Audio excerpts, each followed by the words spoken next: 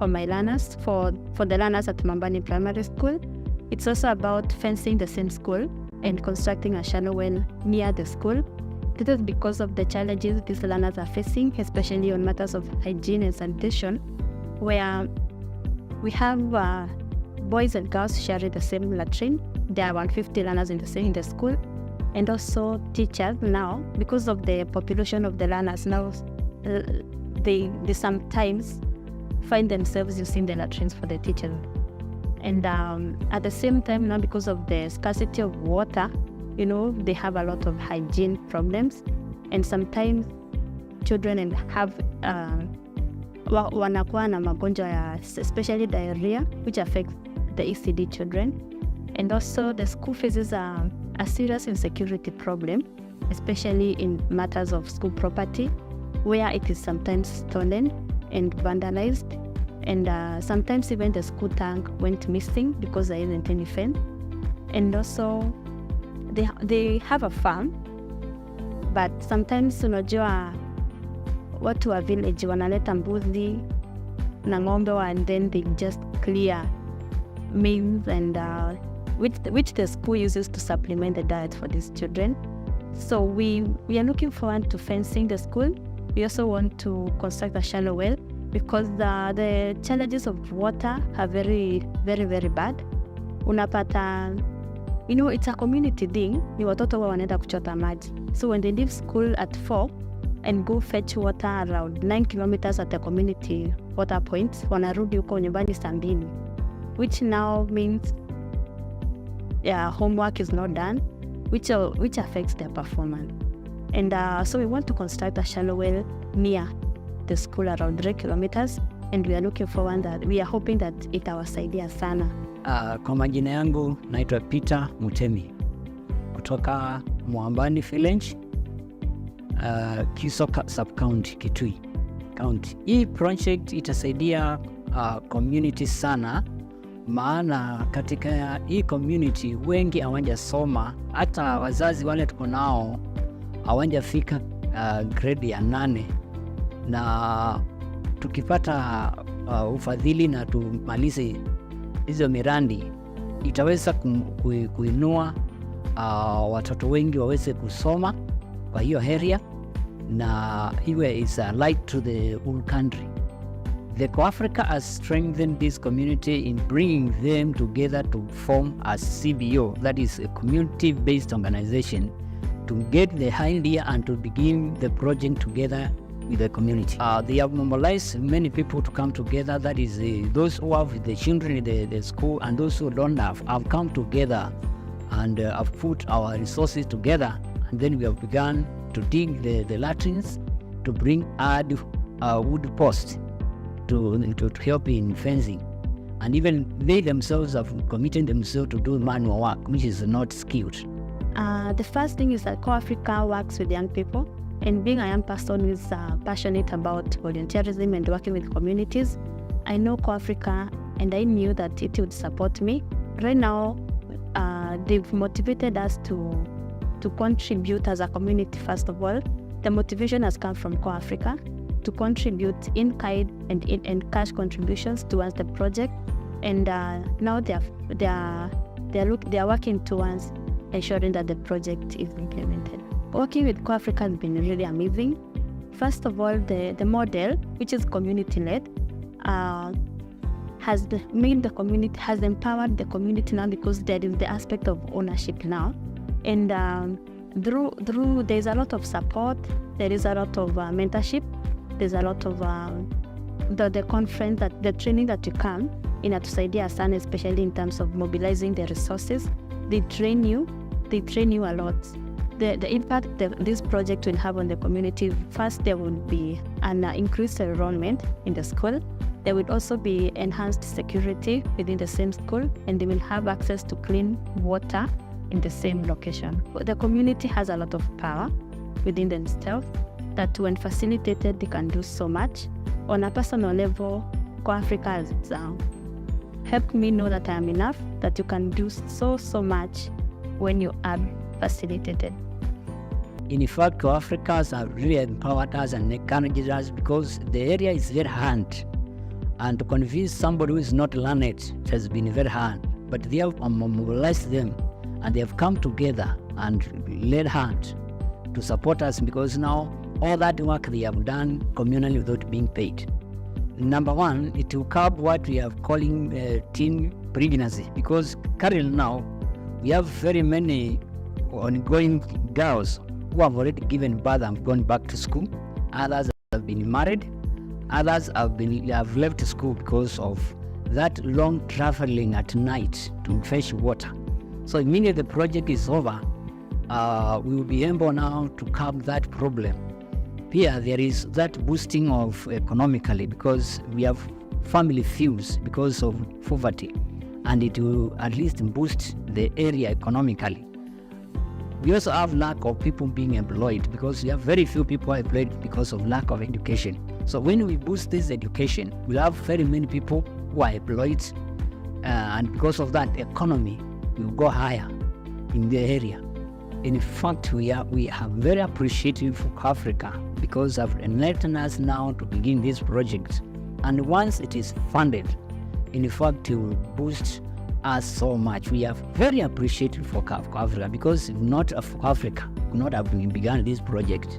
In matters of support, CorpsAfrica is very, very supportive, and we appreciate them for that. They are also ensuring that the youth are empowered and they are making impact in the communities.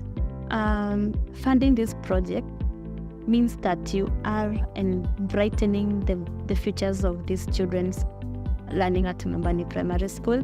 You are also transforming the lives of the community members through the shallow well. You're ensuring that they have access to clean water, and near actually, and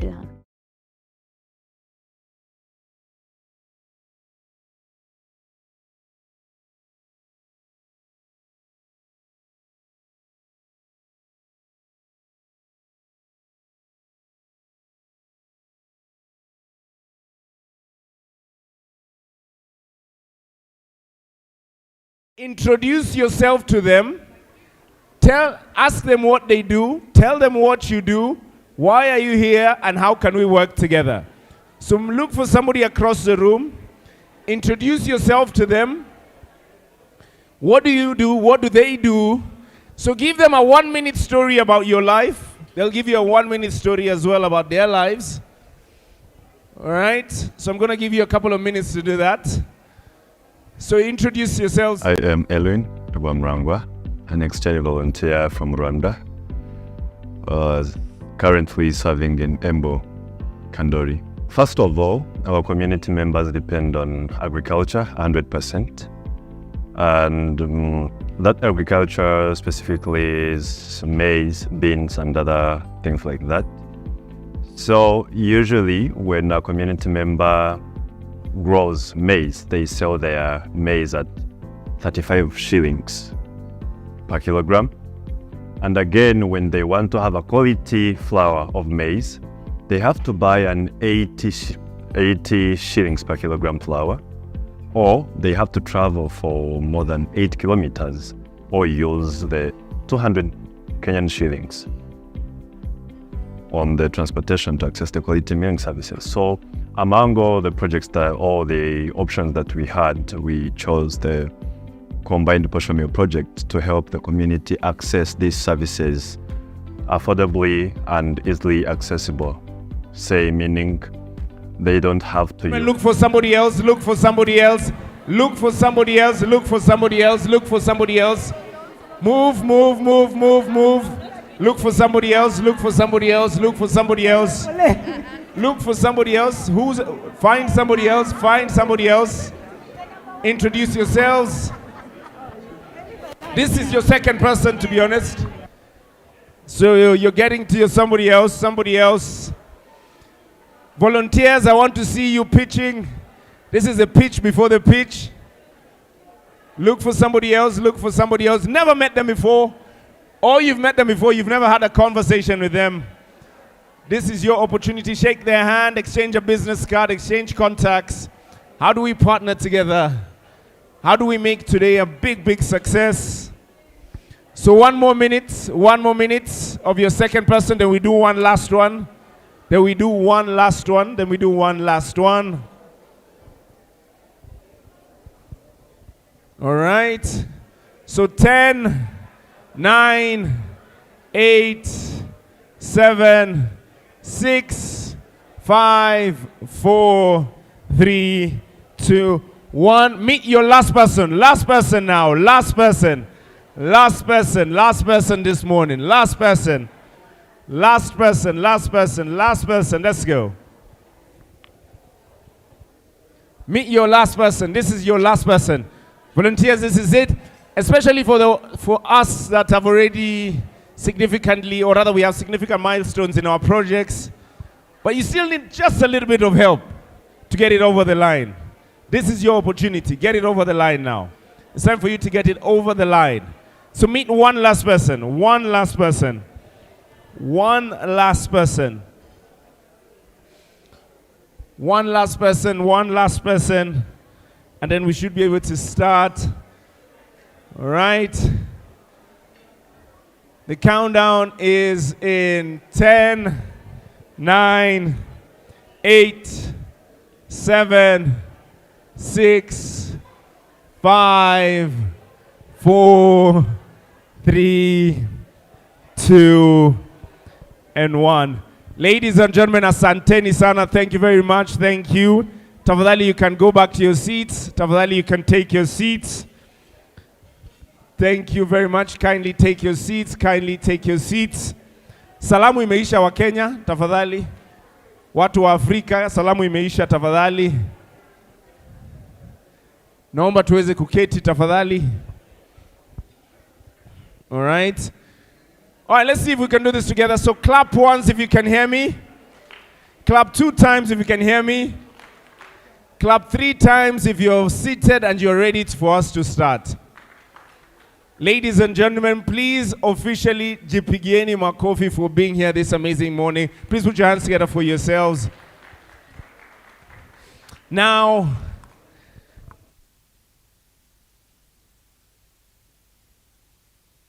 thank you very much. Now, ladies and gentlemen, again, my name is Lotan. I'm excited to be with us this great morning. Welcome to the CorpsAfrica Kenya Project Day 2024. Now, ladies and gentlemen, for us that are volunteers, today is a day we've been waiting for because we have dreams, we have things we want to do for the community. But for the rest of us that are guests, today is an opportunity to do more. Now, if you are in this particular country in terms of the social media spaces, based on what is happening currently all around the nation, a lot of people come out and say, I wish I could do more. I wish I could do this now. I wish I could help. Ladies and gentlemen, today is an opportunity for us to help. Now, 2 things are very important to me. Now, ladies and gentlemen, for our staff members, for our guests, for our chief guest, at the center of your table, there's an amazing pay bill. I don't know if you can see it very well marked. Can you see it? If you can see it, just wave at me so that I can find out that we have, all our tables have it. Perfect. Now that one is not for decoration, okay? So Daktari has offered you an amazing breakfast so that you're not overly concerned about what you will eat. So that all you're thinking about is your M-Pesa PIN number. Are we in agreement? Now, ladies and gentlemen, secondly, just in case you're like me, you probably did not carry all your cash with you this morning. I have a pledge card that I'll be giving you an opportunity to pledge. Now, our pledge cards are different because we will genuinely follow up on the pledge that you've made, because the lives of young people, the lives of communities, the lives of, or the economic sustainability of communities depend on that particular pledge. So ladies and gentlemen, that one is very important. So please, if you have cash on you as well, we'll be giving you different ways in which you can contribute.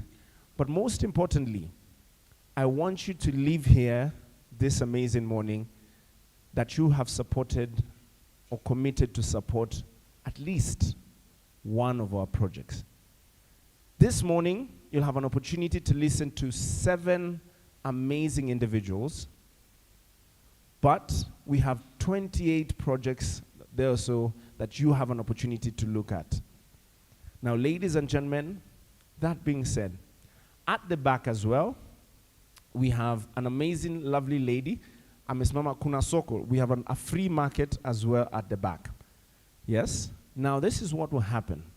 We have a few products from our communities that I want you to go and look out for, and I want you to partner. Now, everything that you do within this ecosystem or this space is geared towards supporting all our projects. Ladies and gentlemen, if I'm well understood, I want you to clap for me because you've understood what I've said, yeah? I love that.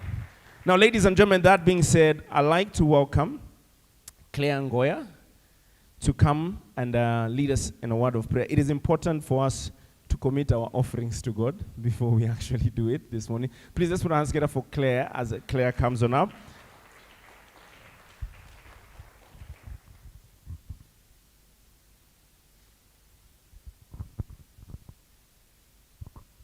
Morning, everyone.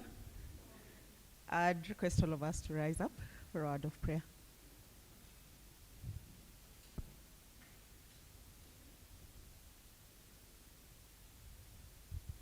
Let's pray. Our Father and our God, we thank you this morning. We give you all the praise and all the glory because you're worthy.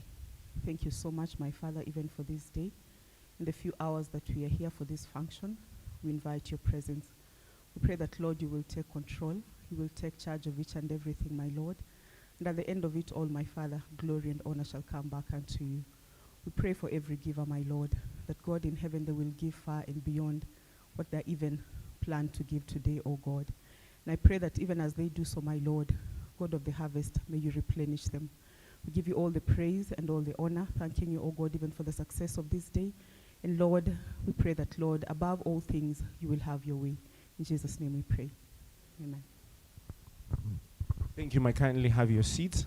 Now, ladies and gentlemen, I will just set the protocol just before I call our first speaker. I'd like to celebrate and recognize the presence of Madam Margaret Kiogora, the CEO, National Youth Council of Kenya. Please, tafadhali tumpigie makofi. She's with us this great morning. Ladies and gentlemen, our CorpsAfrica Country Director, Dr. Patricia Kingori, as well this great morning.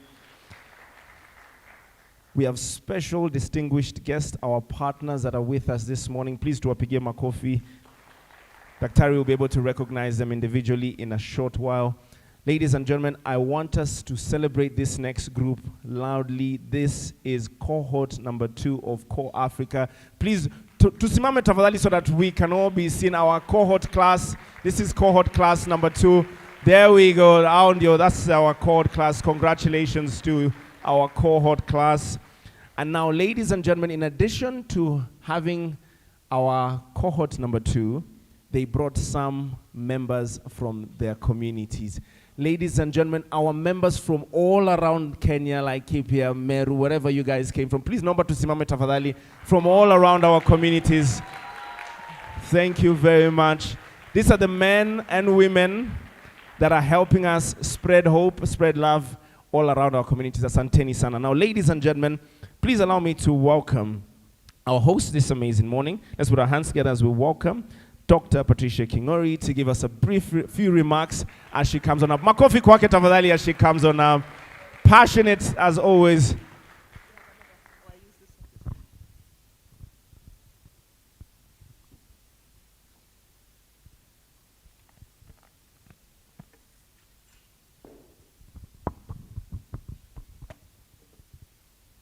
Good morning.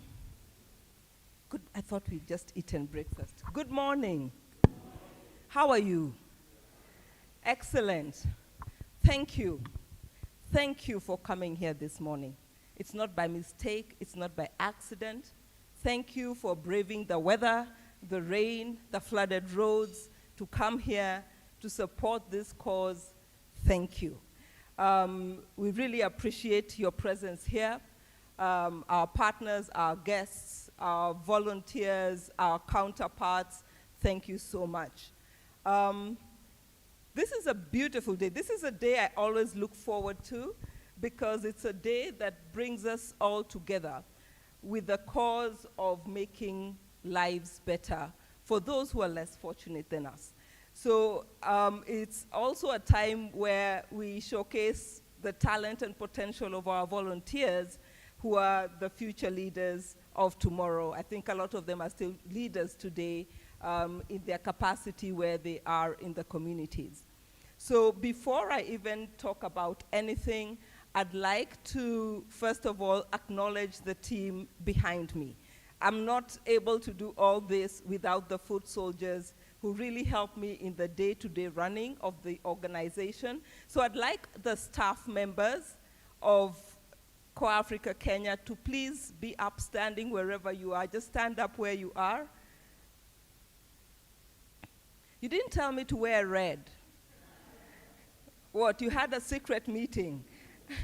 Excellent. So that is the team behind me. To be very honest, they are the ones who really hold the organization together. Let's just appreciate them for the work they do. Thank you. You can be seated. I'd also like to acknowledge some of our staff members who've come from our Global Support Office. We don't call it headquarters. It is they support us in the country offices. So I'd like the team from GSO to please just stand up and just say hello to the guests wherever you are. So those are our staff members from the Global Support Office. And the rest, I think MC introduced our wonderful counterparts from the communities, because sometimes you need to hear the voice of the wearer of the shoe. And so that's why they're here today. And of course, we have the volunteers and yourselves as the guests. So feel at home. Mother Africa. I'm so proud to be African. I'm African without apologies, and I love my continent. Now, what always amazes me is that we are a very rich continent. They say that we have actually we are the richest globally as a continent in terms of natural resources.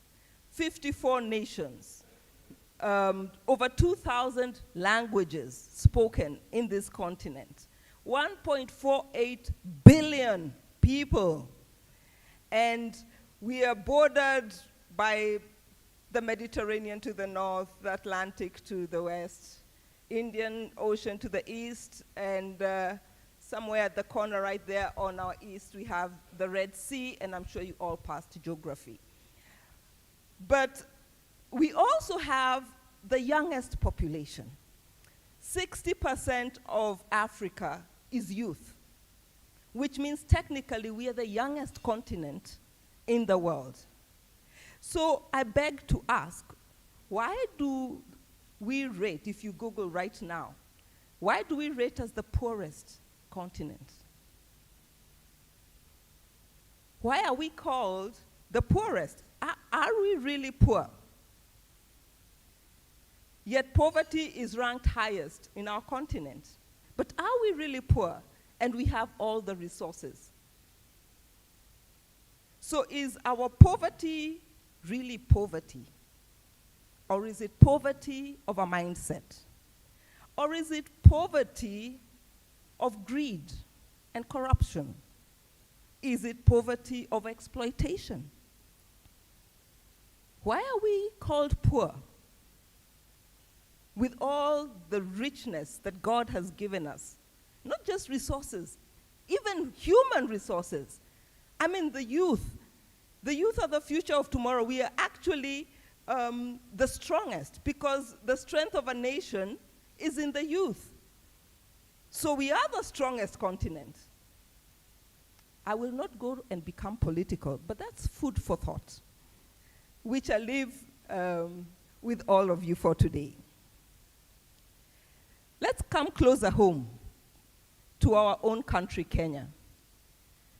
This is poverty data of 2023, so let's hope it's reasonably reliable. And it says that overall, 35% of Kenyans are poor. But if you look at overall poverty, every country has poverty, even if it's a developed country. There is a level of poverty. But what amazed me is, from this data, is that the rural poverty is 72%. So 72% of poor people are actually in the rural areas. And from that 72, 40% live in hardcore poverty. When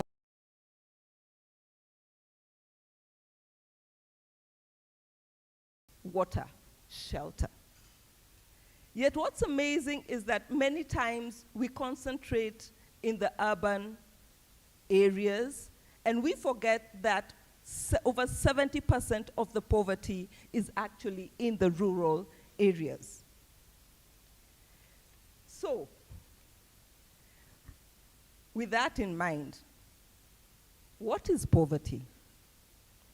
World Bank tells us that poverty is when you live on less than $2.15 a day. But what's very interesting is, if you add $1 right now is 134 Kenya shillings. If you add that person $1 a day, just $1 a day, it will exponentially improve their life. It will mean that they can deal with lack of food, proper nutrition, have shelter, just that $1 a day. But yet thousands of us, and many of our partners here in the NGO world, we're basically dealing with poverty using different routes, different strategies, and a variety of ways, but ultimately with that one goal of addressing poverty. So dare I say that for us to really address poverty, we must first of all have addressed this at the grassroots. And we have to change the approach, not to giving out handouts, but to giving hands up. Now, when I say grassroots, and I do not mean to be in any way offensive to anyone, but we cannot pretend to be having solutions for the problems in the rural areas when we are seated in our offices, in the urban areas, behind laptops, look at a few pictures, and hope the Kenya National Bureau of Standards gives you a bit of data, and then you come up with this strategy of how you're going to address poverty. We will not get there. If you have to go to the grassroots, if we have to have a grassroots approach, it will mean we will have to get out of our comfort zones and go and live with the communities, understand the communities, listen to the communities. You cannot assume that if I see a Maasai walking for 20 kilometers, that what he needs is a car. You may need a car. And then after that, go to the gym and spend 10K there to burn, to try and get fit. Well, all he does is work. So we cannot make those assumptions. You cannot find me in a mud house and assume that what I need is a stone house. You have to talk to me. You have to listen to me. You have to live with me. You have to walk a mile with me. You have to build trust. I need to trust you. And you need to give me dignity. We need to give our communities dignity. And when you give handouts, you take away dignity from our communities. So, why not a hand up?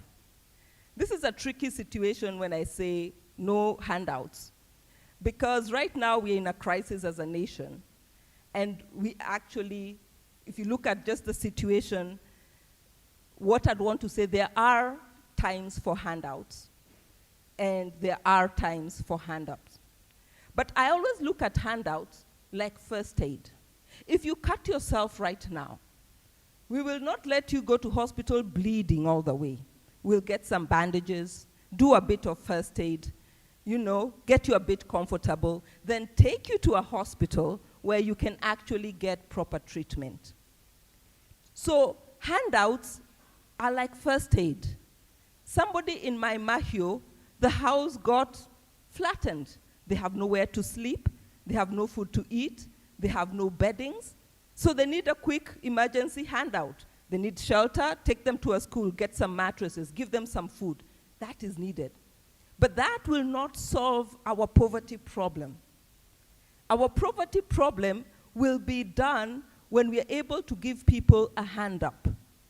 Because when you give a hand up, one, you stop the dependency challenge. But secondly, is that you're able to help them not just get empowered. I strongly believe we need to give our communities emancipation. We need to be able to walk out of a community and they don't need us anymore. And we only go back when they call us back, when they invite us back, because they've been able to move forward. And we'll give you some examples of some projects we've done where we've actually seen emancipation. They have taken off, they have flown. Not all communities will manage that, but if you can change the mindset, then that's where we should aim for. I look forward to the day we'll have no need. All communities will tell us, please close shops, go back home and think of something else to do. That will be a beautiful day.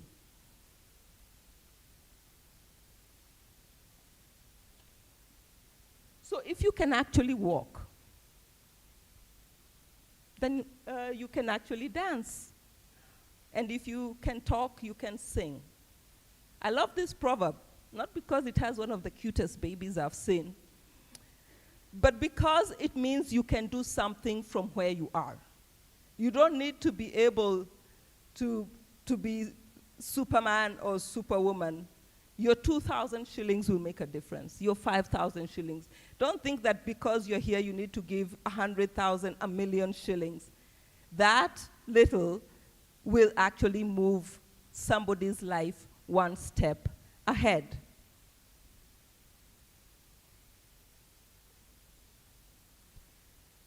And this brings us to our vision as an organization. We envision harnessing the 60% of our youth as the tools to help in the rural communities, addressing poverty at that level, or we call it being under-resourced. I actually don't like that term, poverty, because you realize they have resources, they're just different. A Maasai may not have 10,000 shillings in their pocket, but he will have 10 cows outside there that are worth more than 10,000 shillings in the pocket. So they do have resources. It's just that they're under-resourced, and that's why they need a hand up to just take them to where they want to go. So that's our vision. We want to work with you. We want to work with NGOs, with government, with partners, with philanthropists to bring about sustainable development. Not just development where after you walk out, then everything goes back and goes down to the ground. So in our mission, we engage these young people you're seeing here to do that. And they volunteer 1 year of their lives in the rural communities. But in return, they get transformed. They build in soft skills that you'll never get in any classroom. I don't care what professor, how many degrees the professor has. He will never teach you empathy or humility or just listening.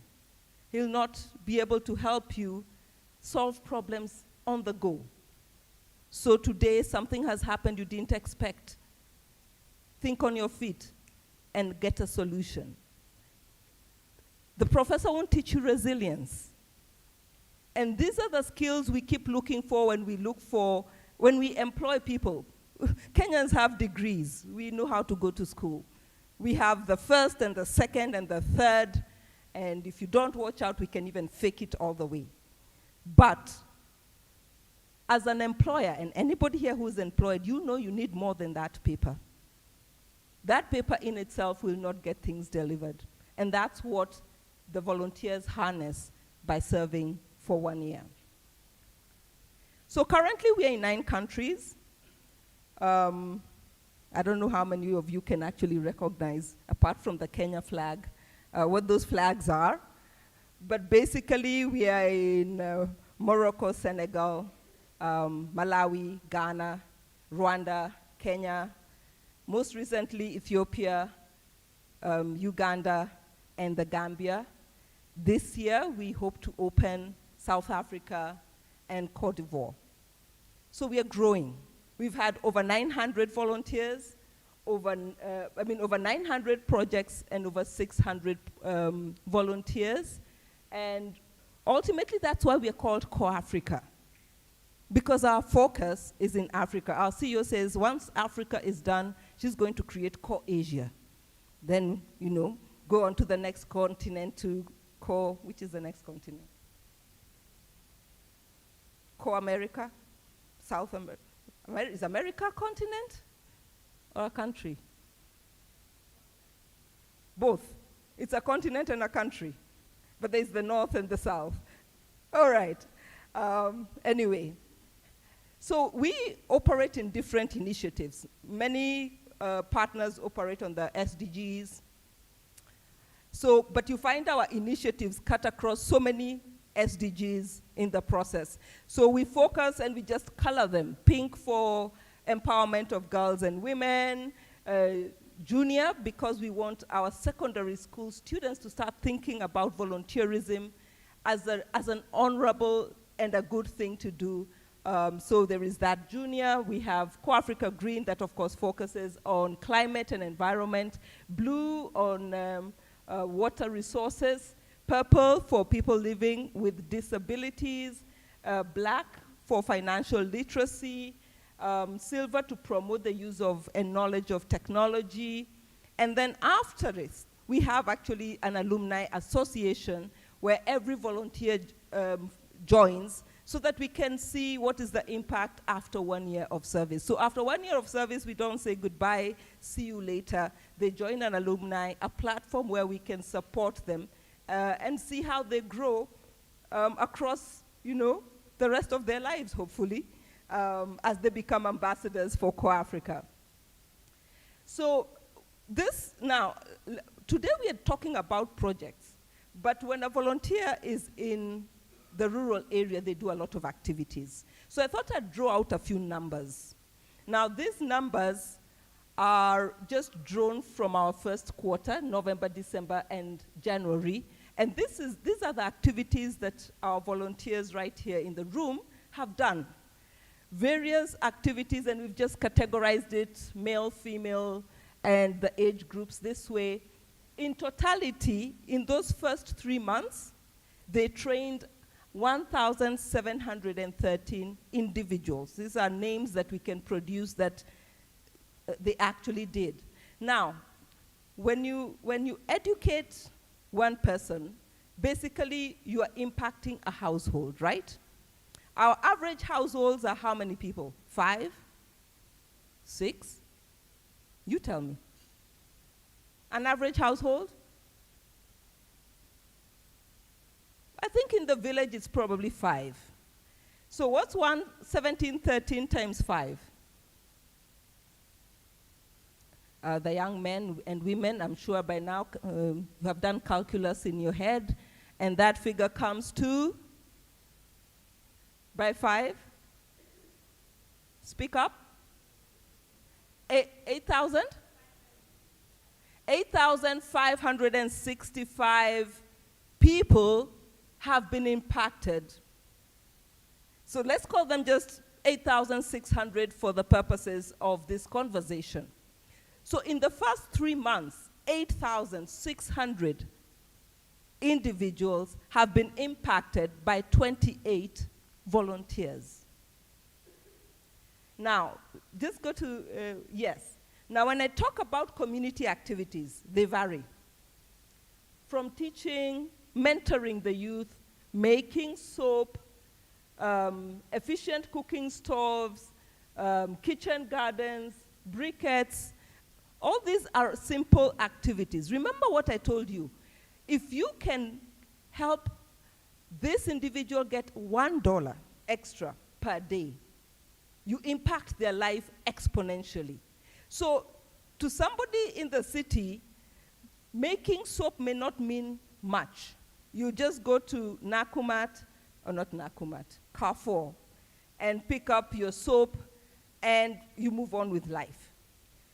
If you are a person seated in the rural area, spending 1,000 shillings a month on soap is a big challenge. It's a big challenge. If you can train that one woman to buy a few simple ingredients found in the shopping center, and she spends 250 shillings to make the same soap that will last for 1 month, you've saved her 750 shillings.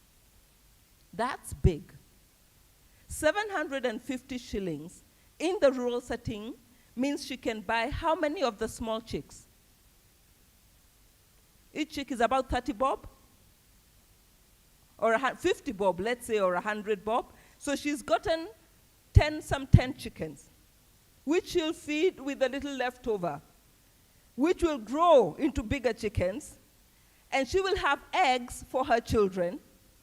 And once in a while, she can, if you go as a visitor, they're so generous, they'll slaughter one for you.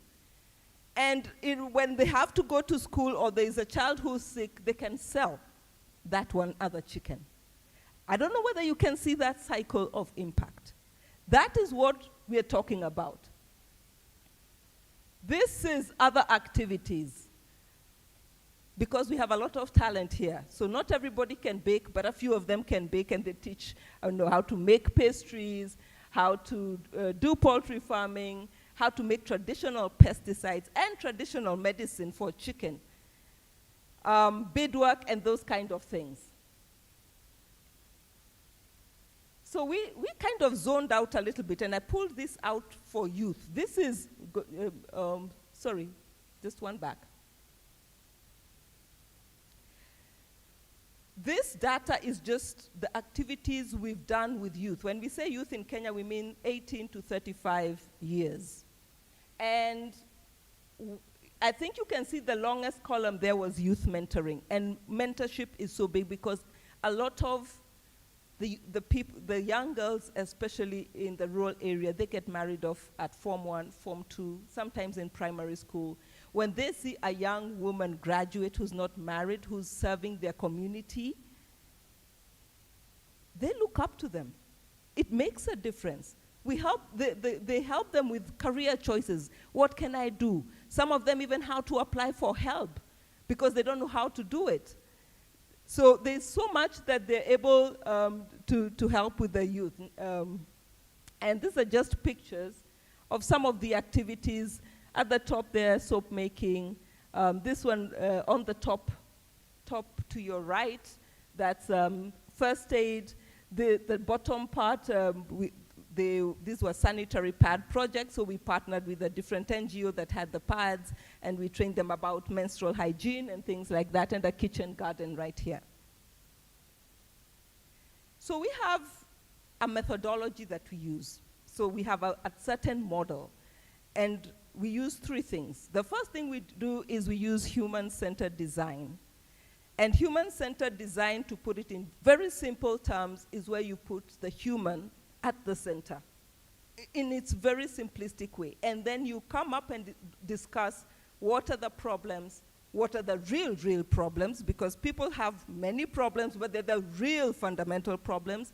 How can you address these problems? Do we have the resources to address this problem? If yes, then you know. And so it goes on like a cycle. Then we have asset-based community development, because every community, it doesn't matter how under-resourced, they have assets.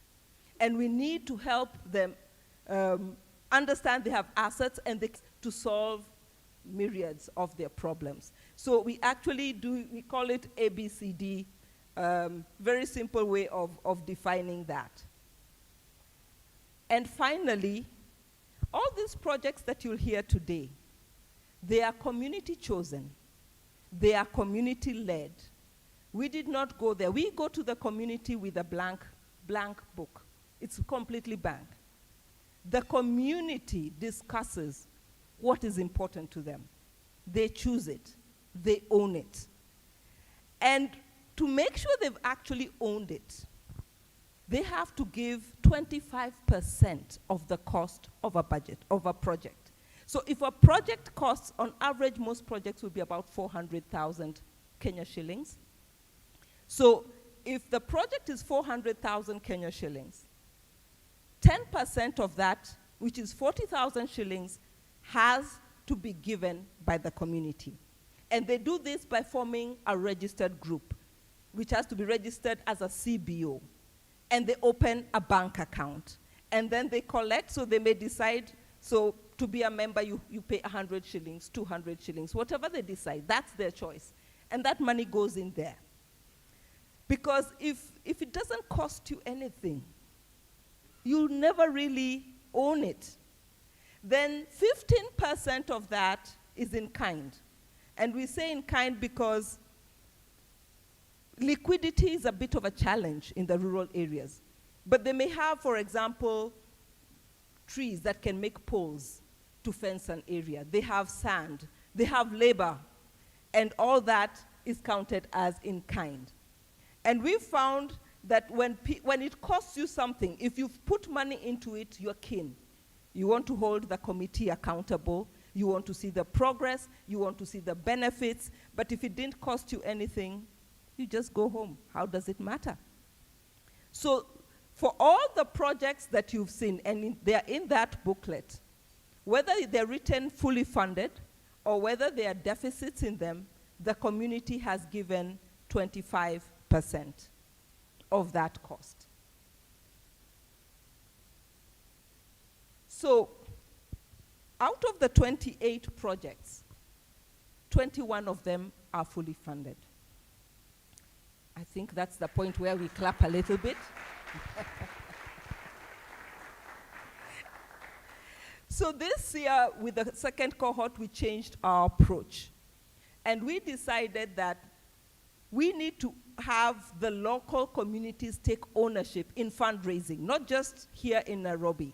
So it means that the volunteer with the committee and the local areas, they know their MCAs, they know their MPs, they know their businessmen, they know people who may not live there, but they're influential and they're doing well, but they come from that village. And so we did local fundraising for each of those projects, not all of them, but majority of them, and we managed to raise 454,411. And then partners like yourself.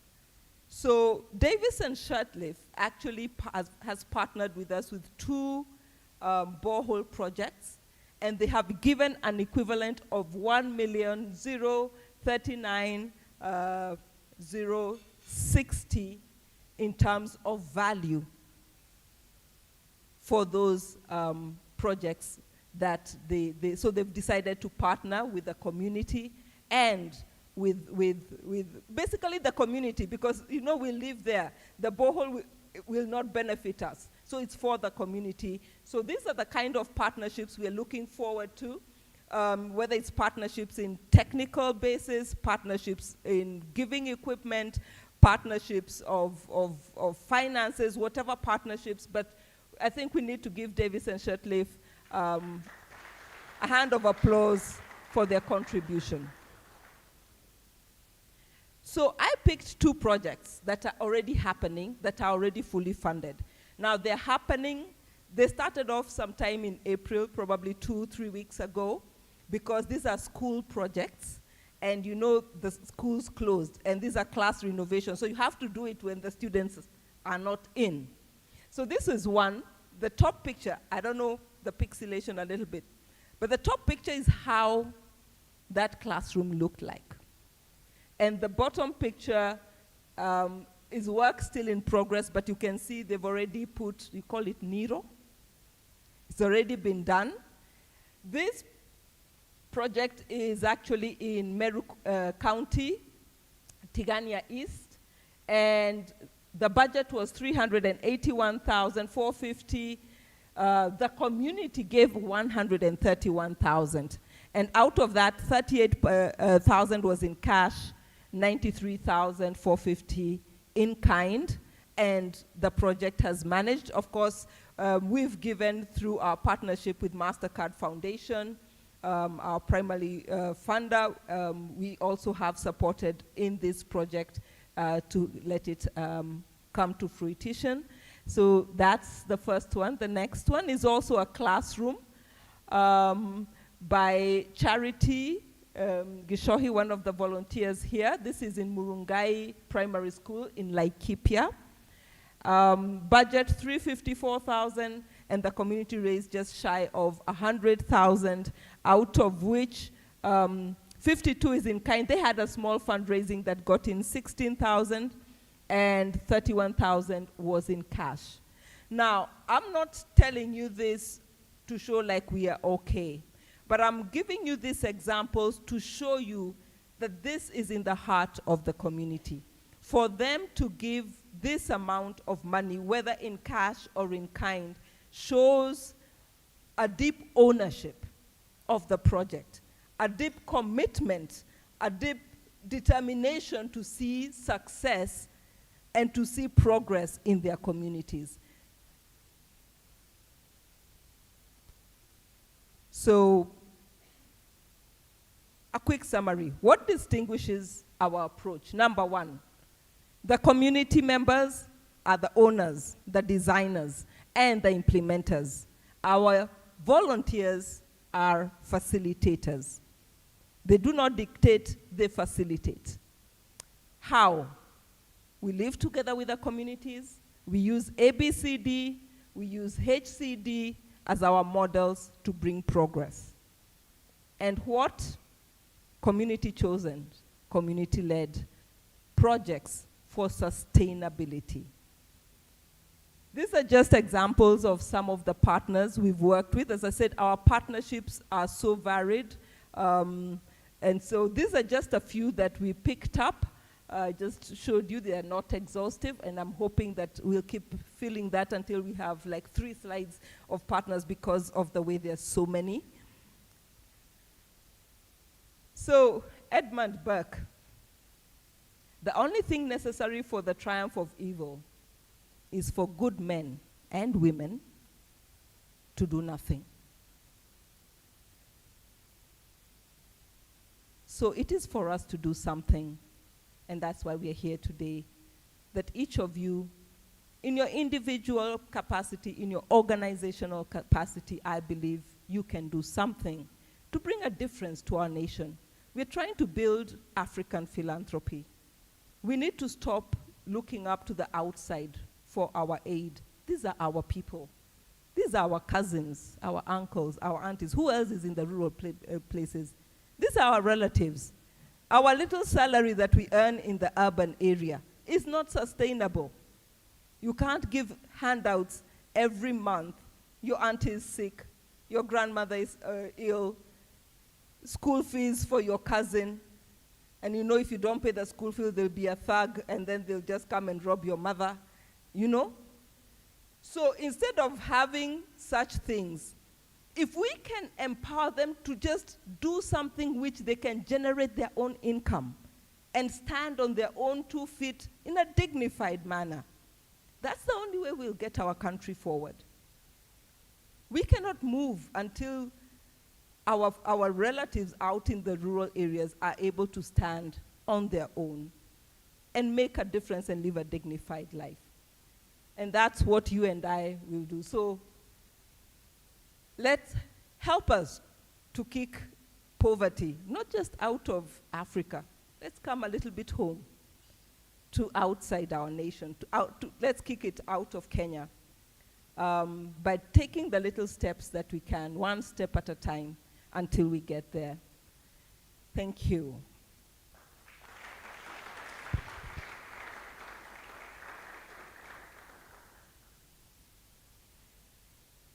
So it's indeed my great honor to really go to the next part of this program. Our guest of honor today is not a very unfamiliar face. The current acting CEO of the National Youth Council, Kenya, Margaret Kiogora. So let me just tell you a little bit about her in case you just think she's a pretty face coming to talk to you. There is more behind that, so that we can really see a little bit of her background. So Margaret Kiogora is a dynamic and visionary leader, renowned for her creative acumen and her remarkable capacity to instigate change, both within corporate and within governmental realms. She has a rich tapestry of experience that spans over 12 years, and Margaret has consistently showcased her aptitude for unleashing the potential of individuals and organizations. She excels in steering teams, executing groundbreaking concepts, and adeptly navigating strategic hurdles. Margaret's expertise encompasses a multitude of industries, which range from banking, 6 years, agriculture, 2 years, tourism and hospitality, 2 years, and her invaluable contribution to the youth sector in government, 3 years. I think that's what we call deep paradigm shifts from different industries to different, that's called resilience. And one corner of the bank and you go to another corner of hospitality. So presently she holds the distinguished position of acting Chief Executive Officer at the National Youth Council, which is a state agency operating under the Ministry of Youth Affairs and Sports. Margaret is an assertive yet collaborative team leader who excels in establishing robust relationships and partnerships with key stakeholders to cultivate a dynamic work environment. So even in the face of adversity, she maintains an optimistic outlook and fosters harmonious relationships. She has earned a Bachelor of Arts in International Relationships and a Master's in Business Administration with a specialization in HR from the esteemed United States International University, Africa. Her professional journey stands as a statement to her exceptional leadership, strategic prowess, and unwavering dedication to promoting innovation in all her endeavors. She's a versatile leader, consistently showcasing her capacity to drive transformative change and deliver tangible results. So let us all put our hands together and welcome our guest of honor today, Margaret Kiogora. You're most welcome.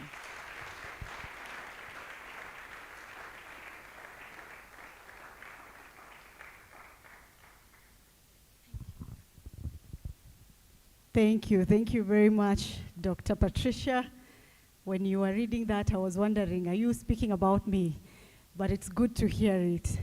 So allow me to start by recognizing Dr. Patricia, who is actually our host here today, but at the same time, to take a moment to recognize my former boss, who was our CAS, Madam Nadia. Please stand up. Thank you very much. Even after leaving the youth, she has continued to champion for youth matter. So thank you very much, Madam Nadia, and we recognize you. Our distinguished guests, ladies and gentlemen, good morning. Mmekunywa chai. Good morning. Are you excited to be here? Have you heard the wonderful presentation that Dr. Patricia has been able to give us of the wonderful work that is happening? For me, I'm excited. I'm excited to see young people who have chosen to make an impact. I'm excited to see young people who have, for many years, not been seen as impactful. But right now they are saying, we are the leaders of today. We are going to make the change. We are the wearer of this shoe and we know where it pinches. As it has been said, when one of us is sick, people call you because they know you are at work. You have some money to support. So it is actually upon each and every one of us to be able to rally up and ensure that we are impacting our communities. As I start today, I look to the theme of this year's event, leveraging youth for sustainable community-led development. How powerful is that? Our young people leading from the front. It resonates deeply with our core values as National Youth Council. And as at last week, we were able to launch our strategic plan. Initially, we used to say, sisi ni sauti ya vijana. We are the voice of the youth. But when we went to the community, the youth told us, we have our own voice. You are not our voice. So what we can do as National Youth Council is amplify the youth voice, because you have your own voice as a young person. So currently, we are going with the slogan, amplifying the youth voice. And I want to take this moment to just tell you one more time, when I say National Youth Council, say amplifying the youth voice, because as a young person seated there, you have your own voice. So National Youth Council. Let's try that one more time. National Youth Council. Yes. National Youth Council, as it has been said before, it's an institution, it's a government institution under the Ministry of Youth Affairs, Creative Economy, and Sports. And our major work is to amplify what you're doing. From the volunteers that I'm sure we will see some videos at some point, we amplify the work that you're doing. So one thing, it aligns also perfectly with our vision for a continent where the energy, creativity, and potential of our youth is harnessed to drive positive change. The one thing we will be doing disservice to ourselves is we do not harness the energy of our young people. When our young people, we are not engaged positively, we find ourselves in vices that we might not be able to manage. So it reminds us of the immense potential and power that lies within our youth. As it has been mentioned today, youth are 60%. Actually, when you go to KNBS, we are actually at 75.2%, the youth of this country. So you can imagine the amount and the number of assets of our young people that we have. So CorpsAfrica is a beacon of hope and inspiration, stands as a testament of the power of the grassroots initiatives and the transformative impact of youth-led development. By recruiting and placing young Africans and Kenyans in remote, rural, and under-resourced communities, CorpsAfrica facilitates small-scale but high-impact projects that are identified and led by the local community. The one thing we've been able to appreciate when we go for Kikao or grassroots engagement, when there is that ownership of the community, there is continuity of that project. So we applaud you, CorpsAfrica, for being able to involve the young people, but also to involve the community to ensure the continuity of this project. So when you look at this approach, it's rooted, as it has been said earlier, in the human-centered design. So we are looking at what is this that we want to achieve. We are looking also at the asset-based, community-led development. Not only to address the pressing community needs, but also to foster a sense of ownership, pride, empowerment among the communities. So today, as we gather here today, number one, we are here to celebrate the achievement of the CorpsAfrica second cohort. So allow me to request you to just clap for the second cohort.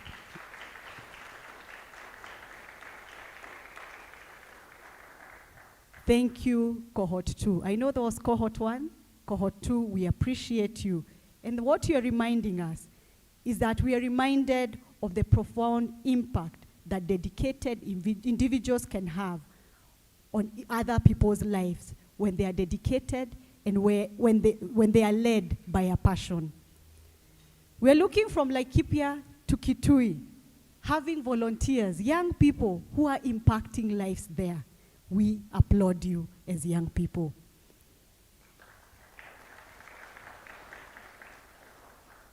The project Demo Day today serves as a platform for these volunteers to showcase the tangible results of their efforts, ranging from agriculture initiative to water and sanitation project, environmental conservation to education.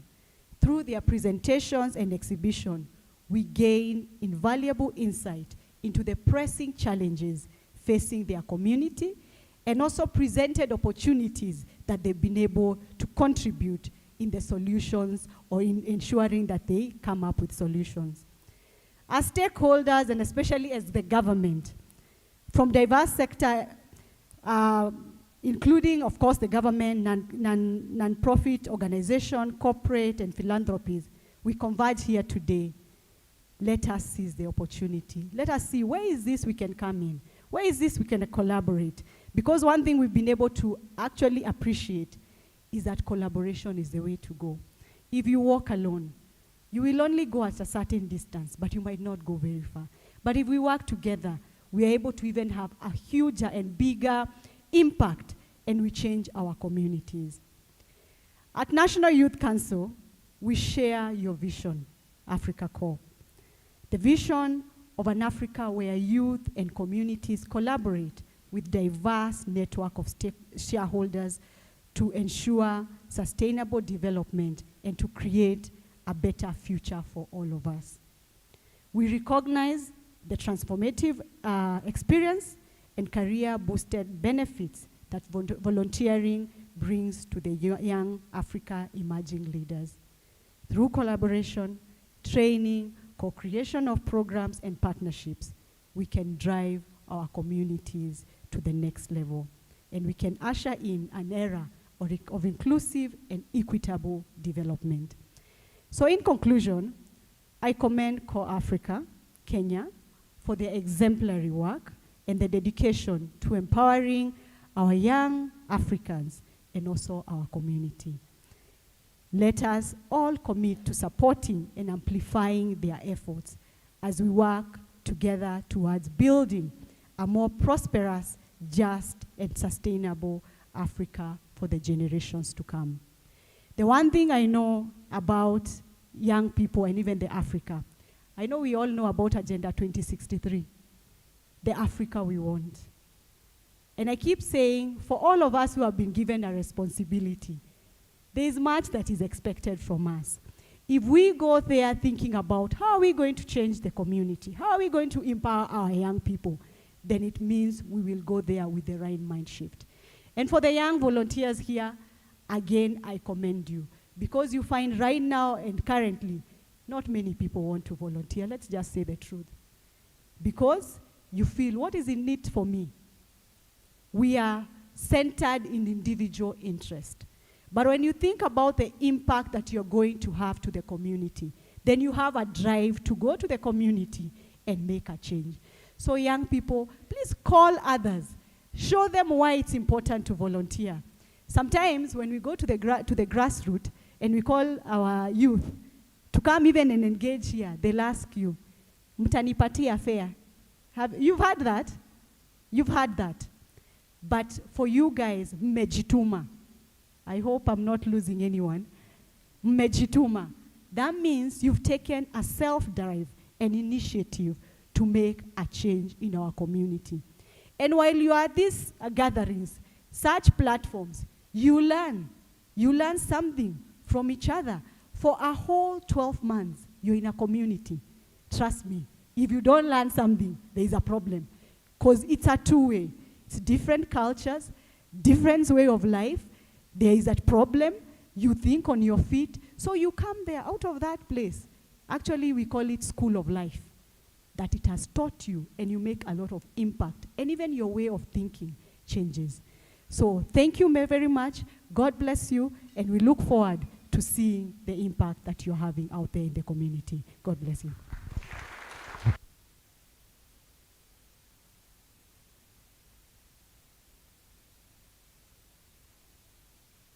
Ladies and gentlemen, I think she deserves a better round of applause. Please let's put our hands together for the CEO, Acting CEO, National Youth Council of Kenya, Madam Margaret Kiogora. Thank you very much for those brief remarks. But asante as well to Dr. Patricia. Thank you as well for setting the tone for what is about to happen this great morning. Now, ladies and gentlemen, we've eaten, we've listened. It is now time for us to support.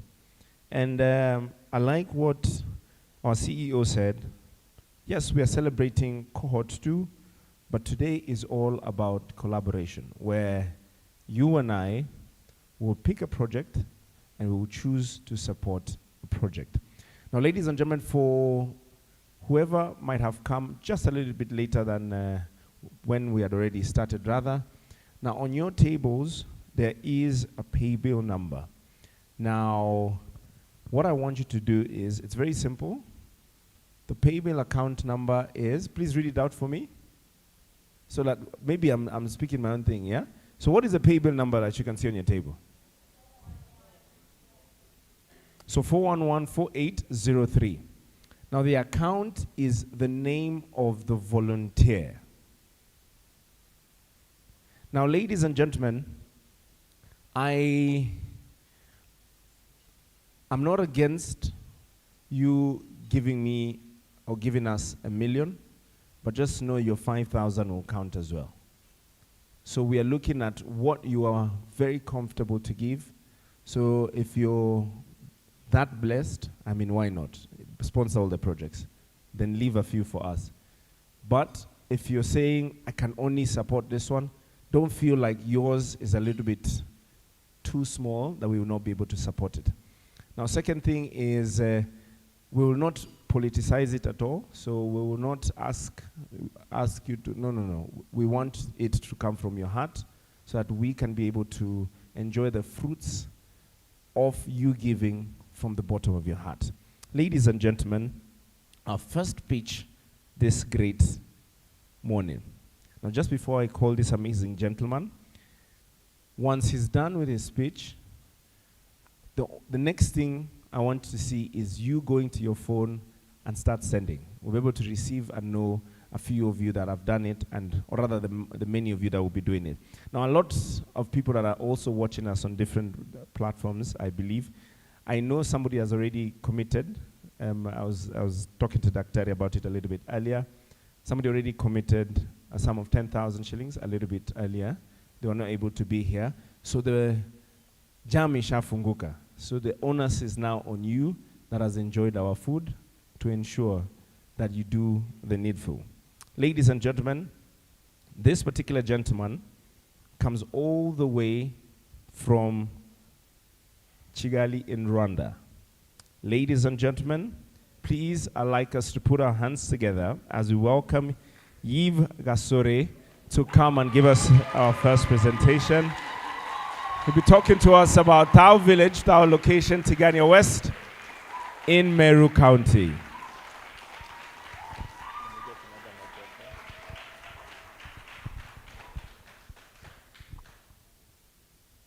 Distinguished guests, fellow volunteers, community members from our different sides of Kenya, good morning. I'm Jambo. Mueni. Bonjour. Amahoro. Actually, those are all the languages that I can speak right now. Can I get a clap? Yeah, those are all the languages that I can speak. But I couldn't get on this if I didn't get a good education. Are we together? I couldn't be able to talk all these languages. The same thing that we want to do for the children of our community.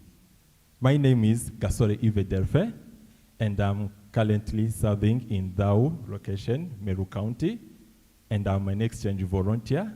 I've been serving with CorpsAfrica Rwanda, and I'm here currently serving with CorpsAfrica Kenya. I'm not alone. I came along with someone from my community, who is?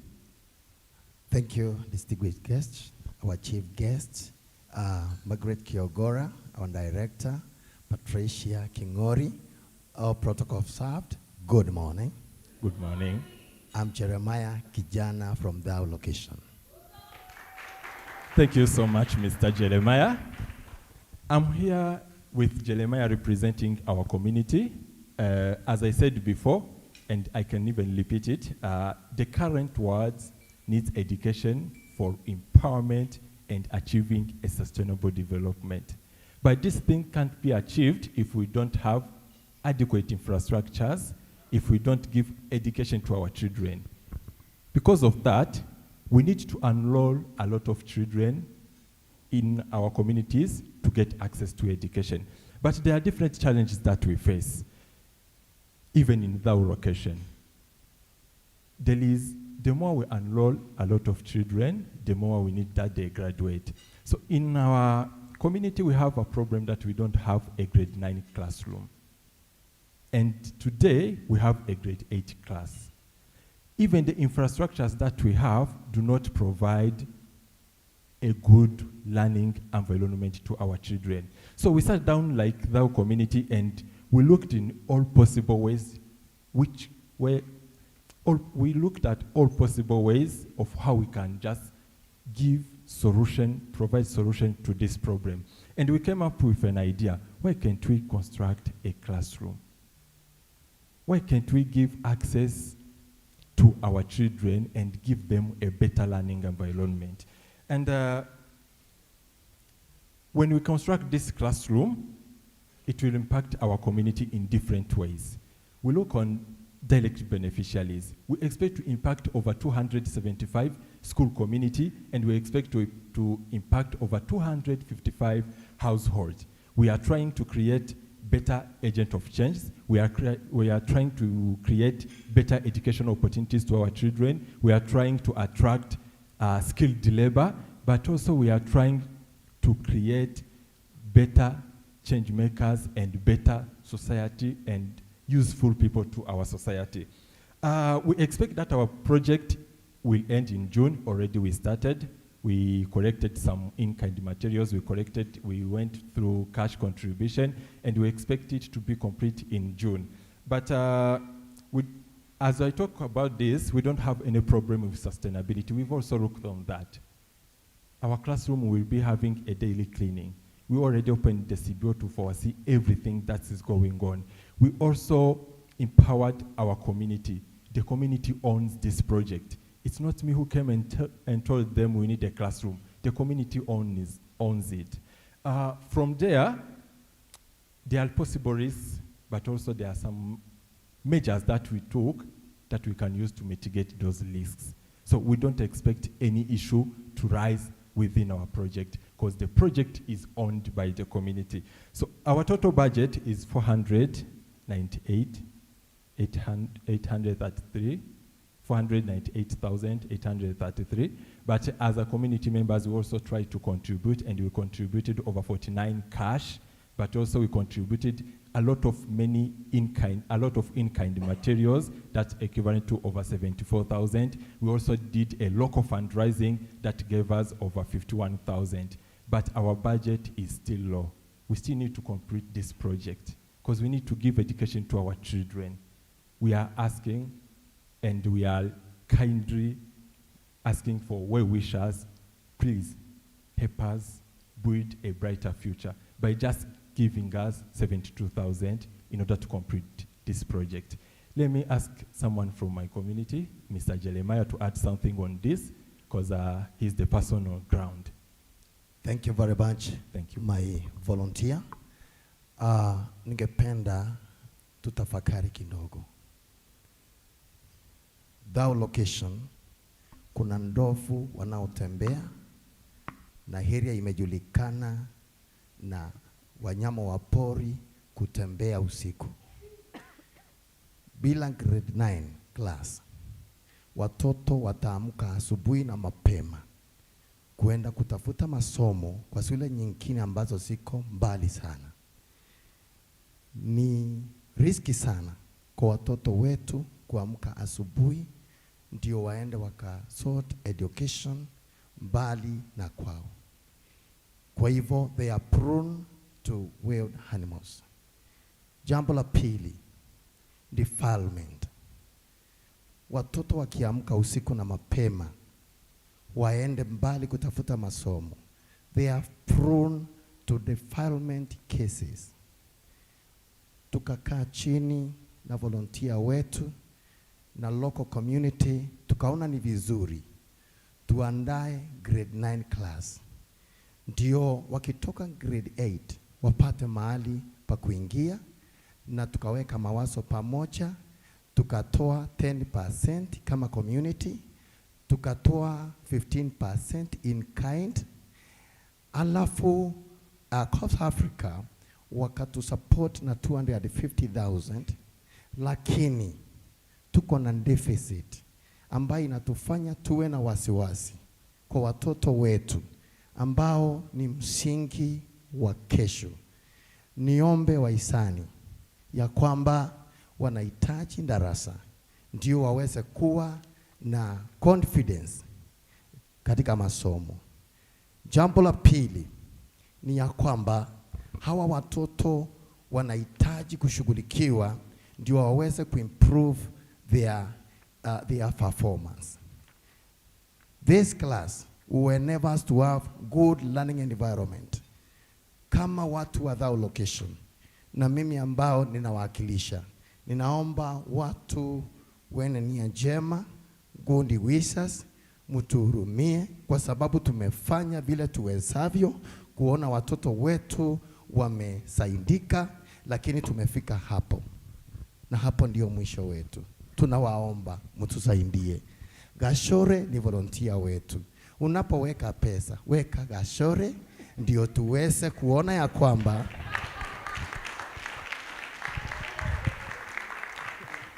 ndio tuone ya kwamba watoto wetu wamepata msaada. Kuna msemo unaosema service to man is service to God.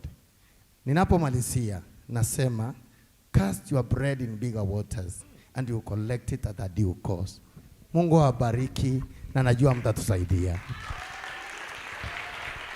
Ladies and gentlemen, please let's put our hands together for these two amazing individuals. Eves, an amazing team from town. Now this is what I want us to do. We've clapped, now let's put money into it before to end it to the next person, all right? So I want you to get your phone out. If you want to do it in cash, I want you to do it right now, all right? This is project number 1. So I want you to do it right now. Go to your M-Pesa. If you have cash, we'll be able to take cash as well. I want to see you on your phone, our guests. Not on TikTok, no, I'm checking. I want to see that you've gone to your M-Pesa app right now. Paybill number is 4114803. So 4114803. How much are we looking for? 72,000. All right, so we're looking for 72,000. This is only the beginning. So I hope you came with a lot because there's 6 others to go. So let's go. Yeah. So remember, 1,000 shillings is good. 10,000 shillings, I'd love that. 100,000 shillings, we go home. All right. Now, just in case you didn't carry, I mean, you knew a project you wanted to support today and it was not his, you can take a pledge card and you can commit yourself to taking. You will commit that, you know what, in the next 5 days, in the next 3 days, I'll be able to do it. All right. All right. Once umetuma kitu, I want to. Daktari iko simu, ni confirm. To be very honest, you know it's good to read by example. Maybe I need a mic. It's important to lead by example. So towards this project, I'm actually giving my 5K myself. But I'm hoping, you see, this young man has come all the way from Rwanda to serve our own people. We cannot let him go back and say Kenyans are the meanest, stingiest people. I couldn't even finish my project. So I want to be escorted by anybody giving, like me, 5K, but as a bonus, I'll actually give you a gift. So anybody willing to help remove any form of embarrassment, maybe Nelly, you can be checking how far we've got, because we've got to get that 72. I do not want a bad report going back all the way out there. We can keep domestic things here, but out there we do not want to take embarrassment. So anybody willing, 5K, just need to show me that it's gone through, and I have a gift.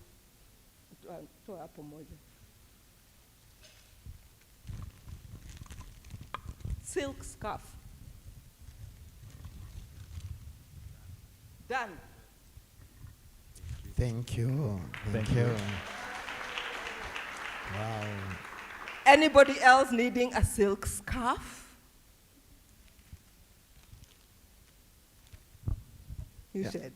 So Fuliza works in here as well, yeah? Yes. So we have 2 silk scarves. That side. There's a silk scarf. Oh. It's that side. Okay, There. so Thank another you. silk Thank scarf. you. I bundogo to toy. There's another silk scarf. No, they're not yet over. Scarf ni mingi. You can take a second scarf, right? Yes. Okay.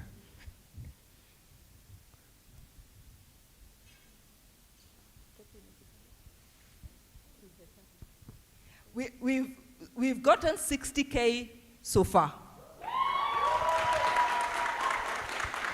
Please, for 12,000 shillings. Okay, make it 13 because it was 72 something.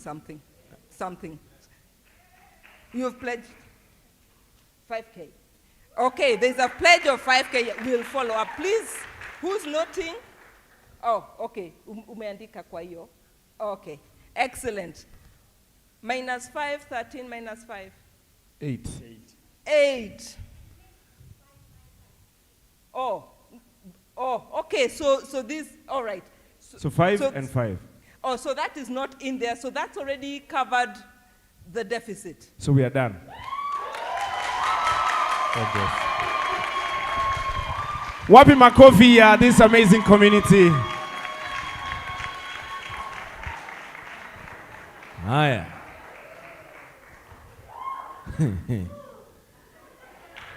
Okay. So a classroom has already been built. Well done, guys. Well done. Now, ladies and gentlemen, this next one is all about water. Water is life. Now, ladies and gentlemen, I'd like to welcome the first lady, not the only lady, but the first lady to come and obviously give us her presentation or her pitch. Ladies and gentlemen,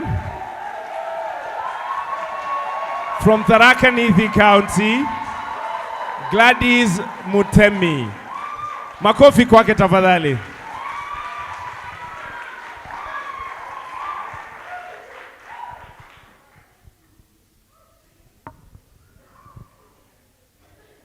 Picture a day with no water, no sanitation, no washing.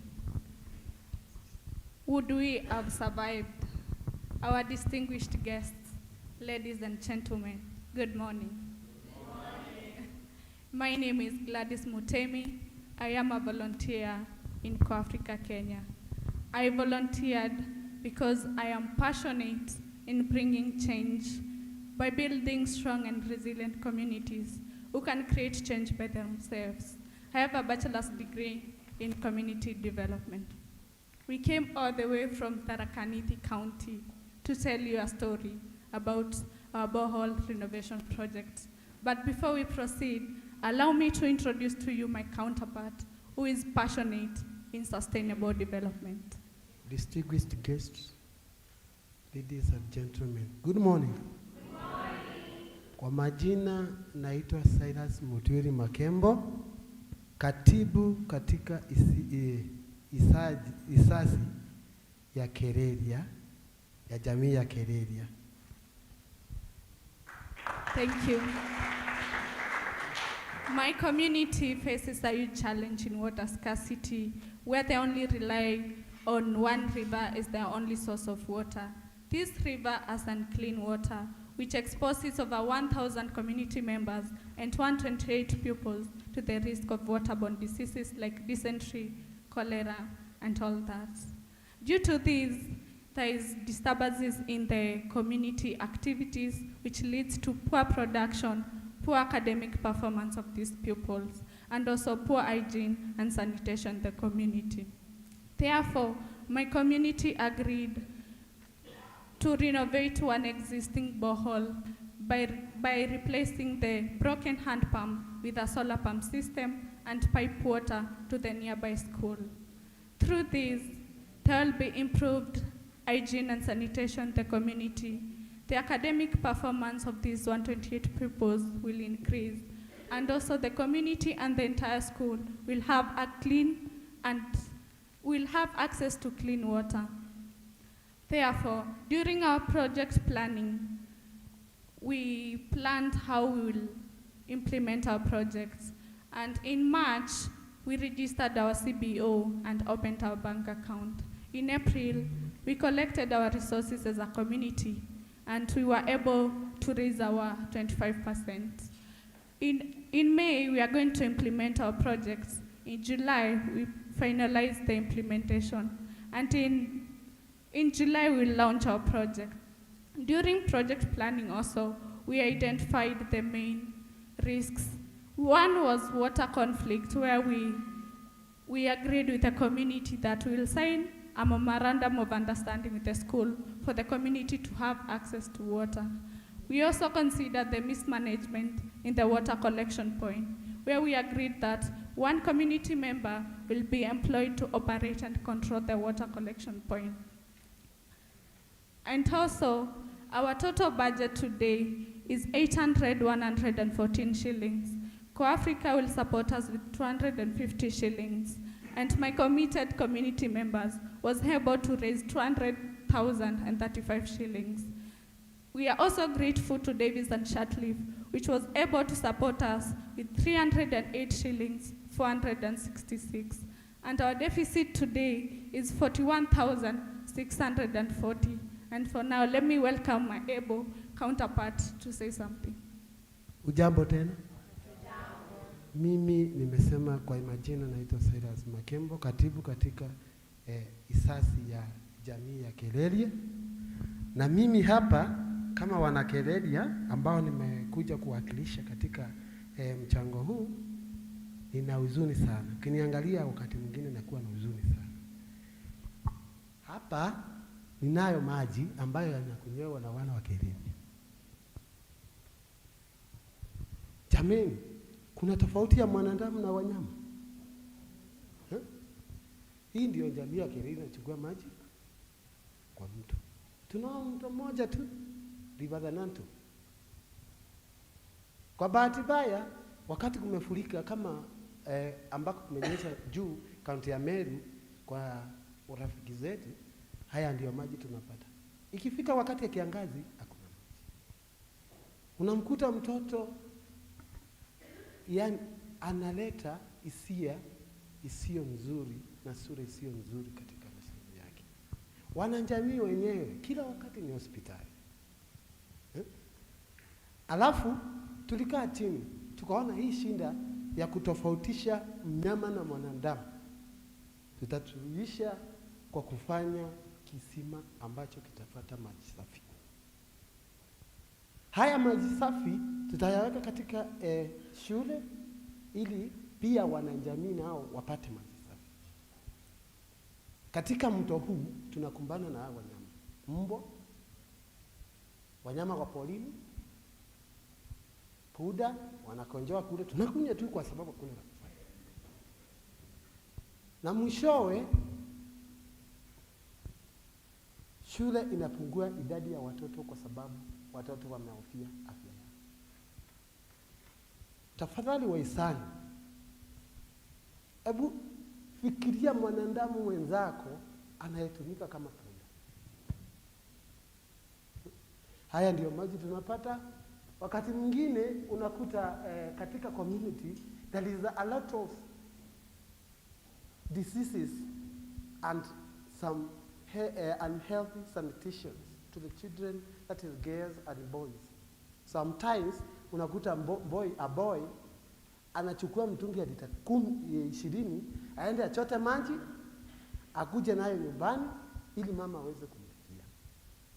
Haya maji kuona kwetu kuona maji safi nimekuja kuyaonea na Arumi.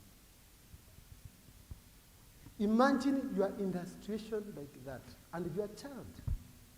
How do you expect that child to perform? What type of environment are we? Are we a Kenyan? Yes, we are Kenyan. Sisi ni binadamu kweli? Mungu anajua zaidi.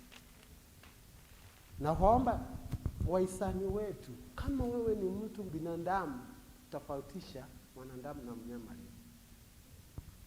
Kwa hayo yote nimeachia wa kujitolea wetu ili anene ya mwisho. Asanteni. Ladies and gentlemen, we all know that water is life, but we are not just renovating a borehole. We are promoting education. We are creating a healthy society, and we are creating healthy people free from waterborne diseases. As Lina Arif said, in every drop of water, there is a story of a life. Through your generous contribution today, help me give life to Kerelia community. Thank you.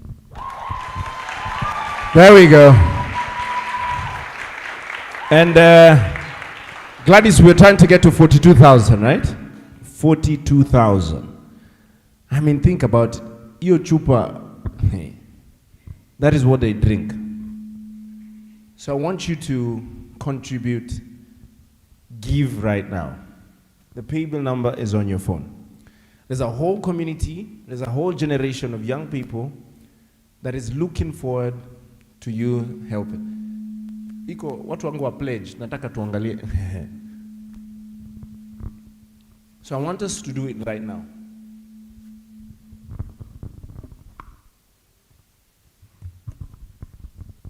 Okay?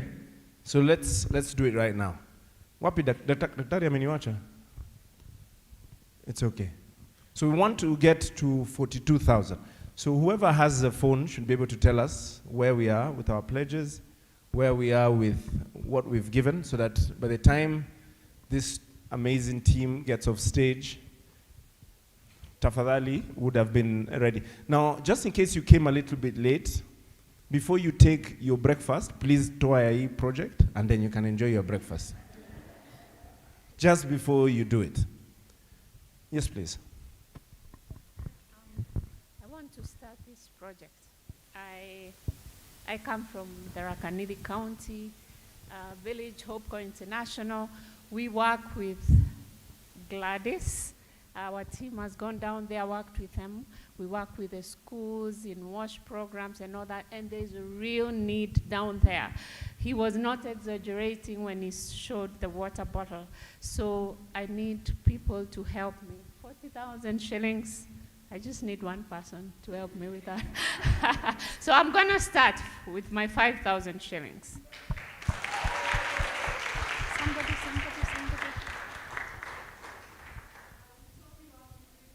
Yes, 3,000 from Margaret.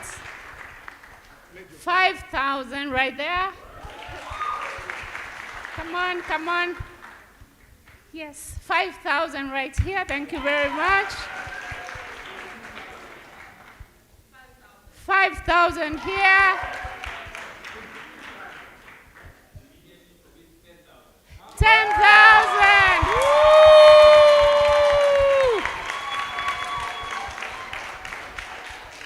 How much is that? Where are we now? 7 to go? 7 or 8? I think 8 to go. Yeah, 8. 8 to go, 8 to go. I'll add 3 more thousand. So I need 5. And 5 is here. Done. Tafadhali, so this amazing gentleman here. Bwana jipigieni makofi bwana. There we go. So the amazing team from Tharaka Nithi, the children are sorted. Hiyo chupa usirudi nayo.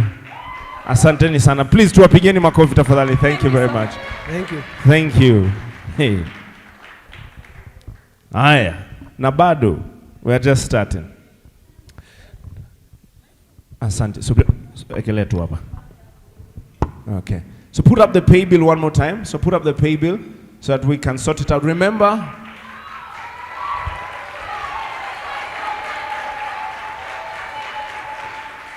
the name of the volunteer is Gladys, and then you can put borehole. Account number, pay bill number is 4114803. Gladys is the name. All right, so Gladys is the name. Okay, Gladys is the name. Now, ladies and gentlemen, at this time, I want you to look at your neighbor. Just look at your neighbor, yeah? So I want you to look at them and ask them, uko sawa? Uko sawa? Tuendelee ama bado? Si tuendelee? Now, ladies and gentlemen, I want to introduce you to yet another community. Now, when you walked in here, or before you left your house, or when you walked out of bed, or just in case most of us that went to school, during intervals, break times, lunch times, the toilet was very important. Now imagine a context where there is a toilet, but it's bad. A toilet where children run the risk of getting diseases. A toilet where, with the situation that is happening in the country right now, it just looks bad. Ladies and gentlemen, I want to welcome Kevin Odhiambo.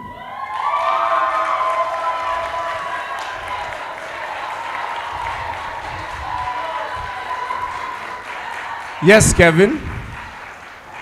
Now from Makeo Village, Gaturi location in Kiharu constituency, right here in Murang'a. Please tuwapigeni makofi, Kevin, because they want to build for us a modern abolition block. Kevin, let's go. To our distinguished guests, all protocol observed.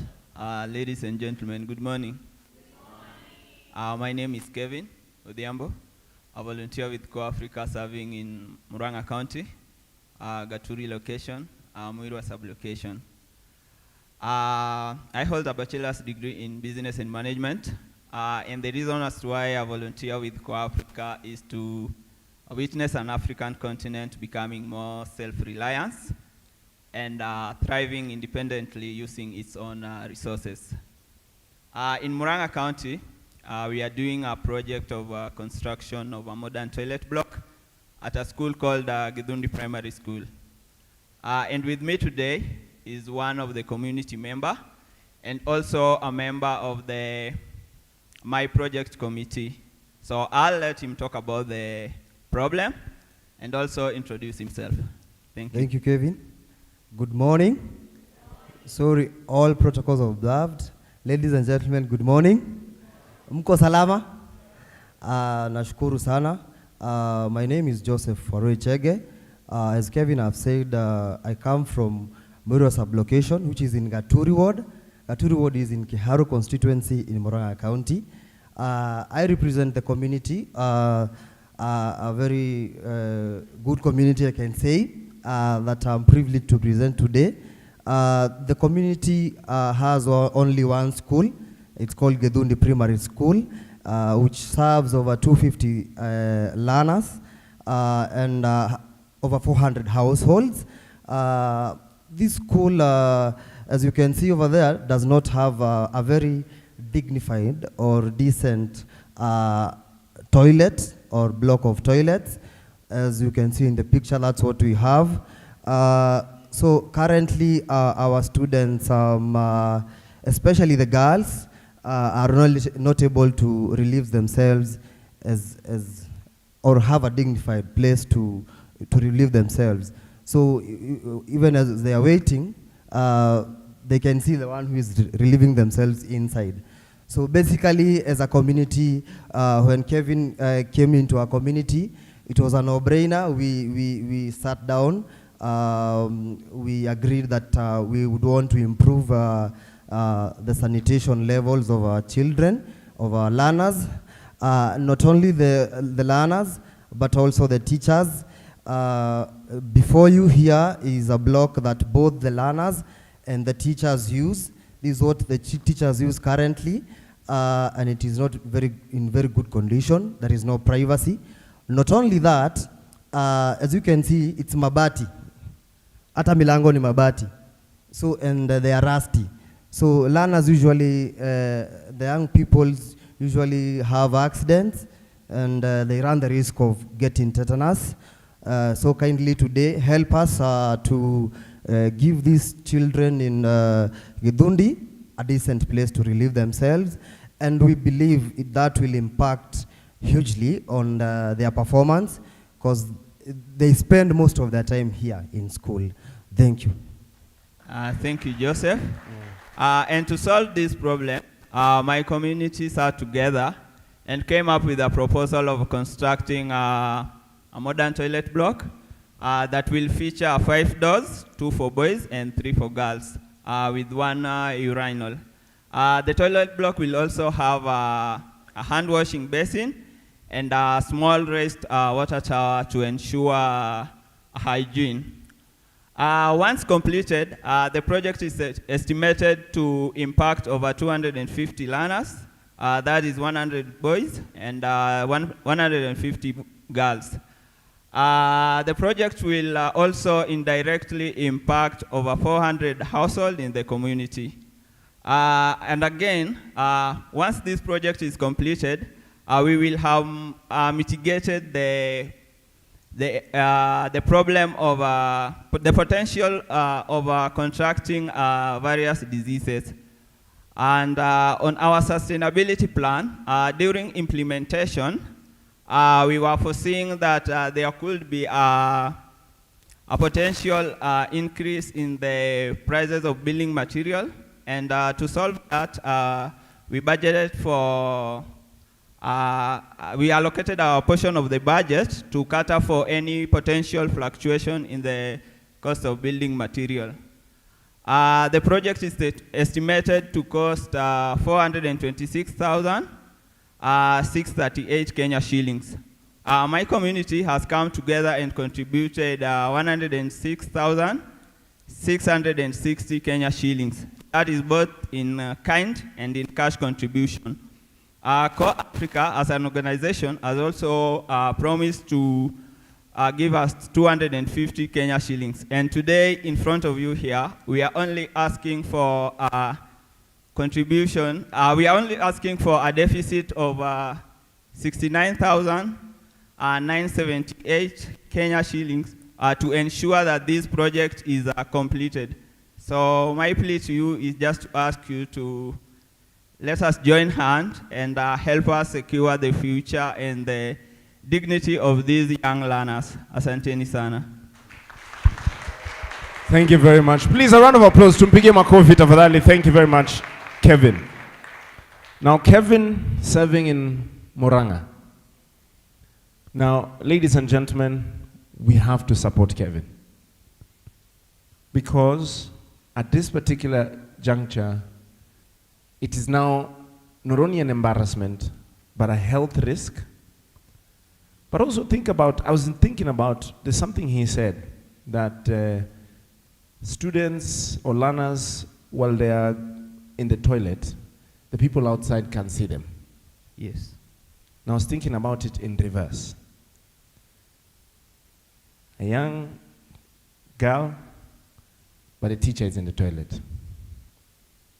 It's that bad.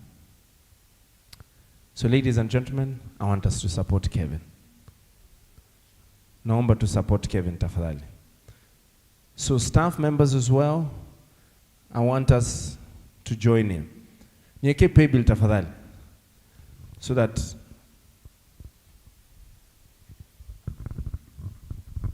Hello, good morning.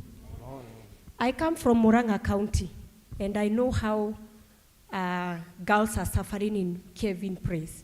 I want to give 5,000 shilling towards that project. And because I know you can imagine how Kevin has tabled his case, kindly join me. I'll give you a very wonderful gift, very special gift.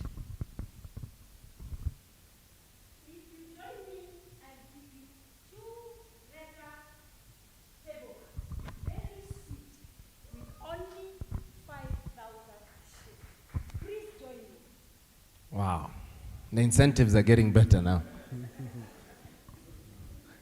So just in case you don't care what Kevin is doing, you can get the leather plates, yeah? Just in case.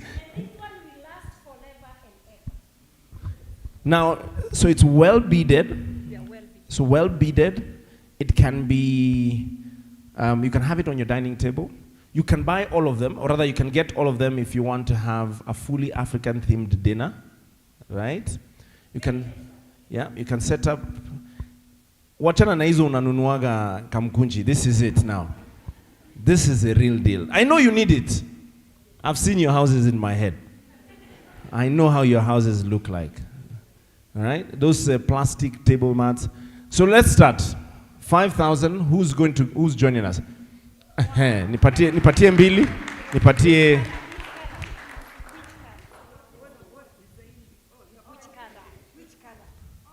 Choose any pick. Yes.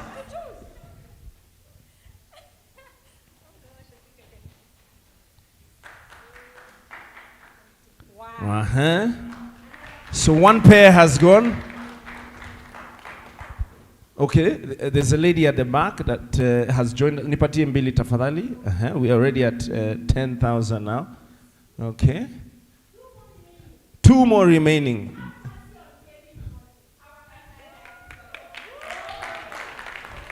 Two more have gone. Thank you. Na hiyo imeshatumwa. Kevin, how much did we need? 40,000. 60,000. 60, right? 69. So let's say 70. I like how you guys are thinking. Na ya kutoa, si ndio? Na iko ya pesa ya kutoa hapo ndani. No, look at yourself. Why are you not giving? Ask yourself, why am I not committed to this project? Because that one we've just raised 20,000, so we have 40,000 to go. Remember, you can collect a pledge form. Yeah, somebody on that side wants a pledge form, I think. Mutatuambia ni pelekea pledge form tafadhali. Na waeke namba ya simu na upige ujue ni hiyo namba. Okay, so let's get a pledge form.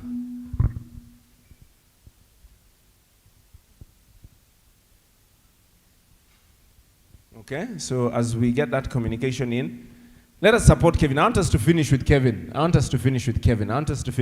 Let's wrap up with Kevin so that we can proceed on, okay? Because the next one is something that's very close to my heart. I'm excited about the next one, okay? So, sorry, sir.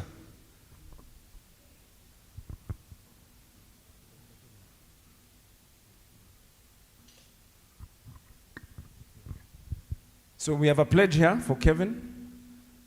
There's somebody else at the back for Kevin. No lunch if there's no Kevin. Kevin is not getting his toilet. Okay? Or we'll just close the toilets so you know what they're going through. Okay? Okay? Who's on M-Pesa so that they can tell us how we're looking on that side, just in case anybody wants to give anonymously, so that we can. Karibu ndugu yetu, tunaingia hapa na 10,000. So let's just find out what is our balance currently. What is our balance?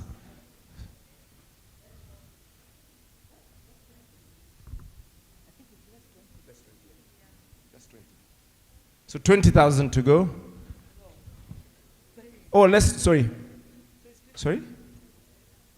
We have 22,000 in cash. Okay, so we have 22,000 in cash that has come in. Bwana msifanyie Kevin hivyo bwana, atafukuzwa community bwana. Okay? All right.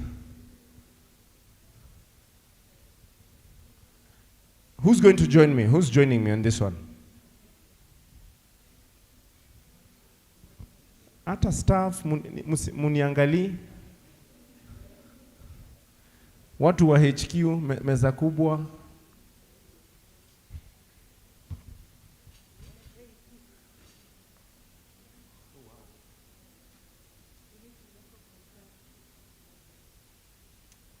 Kevin unaombaga. Mungu anakupenda. Now, ladies and gentlemen, I have a gentleman, good friend, Samuel Wambogo, that has joined us this morning. Samuel Wambogo has committed 100,000.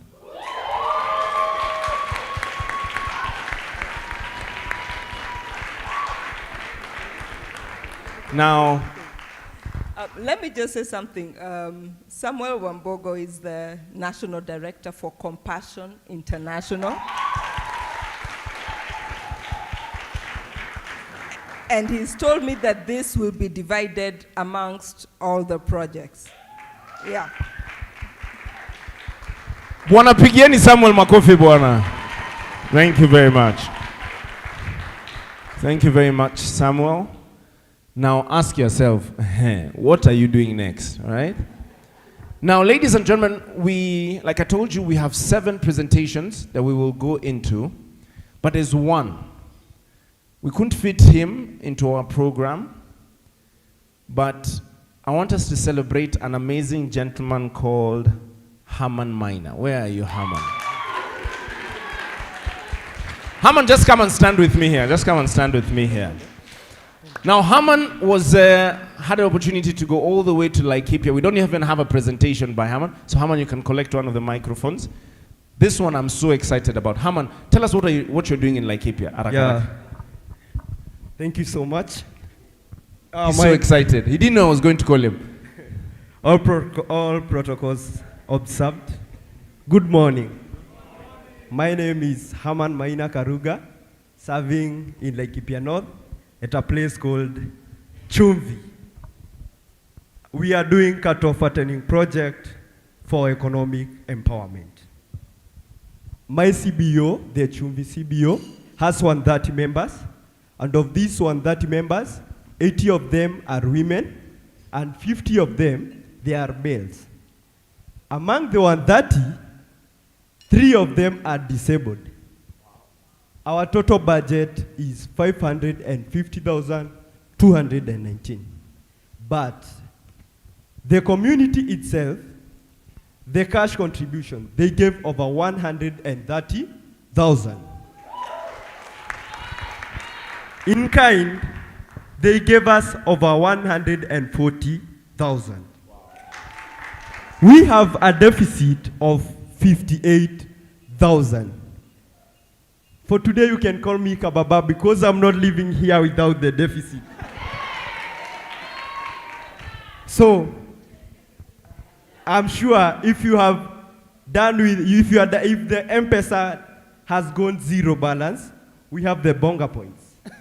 I think you can pay me through the bonga points. Yeah, I think I can first receive the bonga points. See, we use Safaricom. Yeah. Yes, I know that part has not been touched. So you can give me the bonga points. Yeah, we can dial star 126. Star 126 hash. Let's find out how many bonga points do you have. This guy, his value proposition is bonga points. He's not touching your M-Pesa balance. He just wants to know how much you have in bonga points.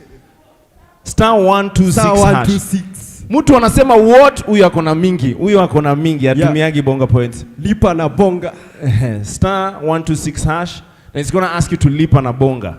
Si ni kweli? But as well, you can pay via M-Pesa. And my name is Kababa for today.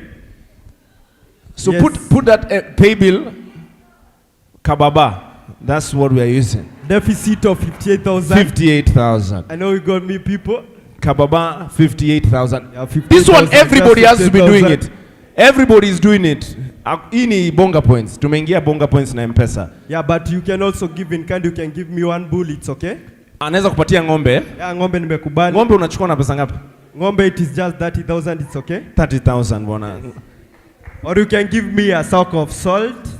Or mchele, eh? Salt, okay. Ile chumvi ya ng'ombe. Chumvi ya ng'ombe. Yes, I'll appreciate so much. Chumvi ni pesa ngapi? Chumvi wacha niwape 10,000. 10,000 chumvi imepeanwa. Chumvi ni 10,000. Pigeni ujamaa makofi bwana, ujamaa anauza hapa bwana. Ama pia unaweza nilipia vet. Vet wacha leo tumlipe 1,000 kwa sababu ni wa community. Community vet, Yeah, 1,000 shilling. 1,000. Community vet imelipiwa, wachana na kazi ya vet. Thank you so much. Vet has been paid for. Thank Twende you so kazi, much. twende kazi.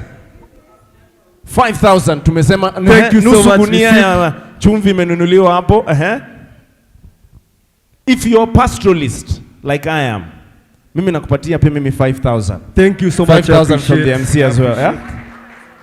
So how do you transfer the bonga points? The bonga point, it is lipa na bonga point. So unaweza enda lipa na bonga points. Yes, *126. Ako na stand hapo nje, si ndio?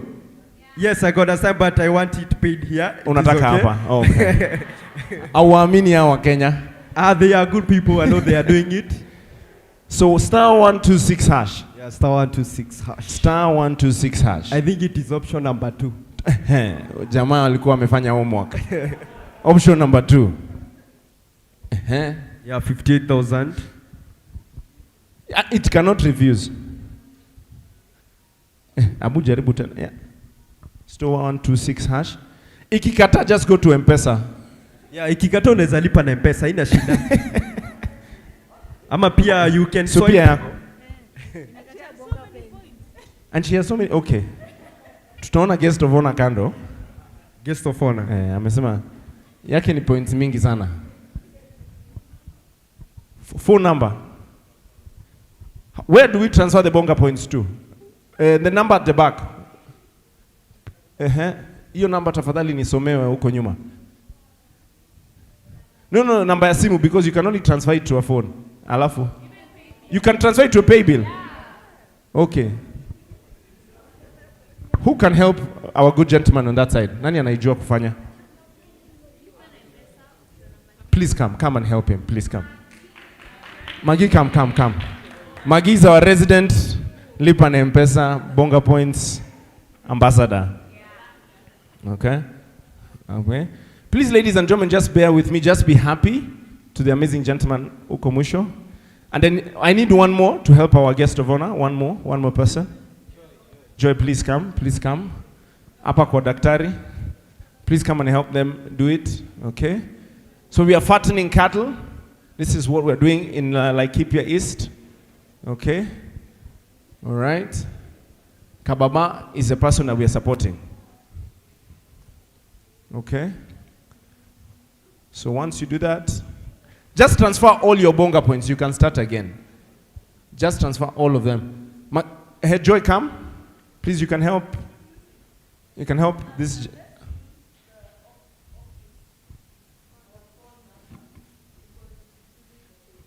Or the pay bill, just give me the office phone number. We'll announce.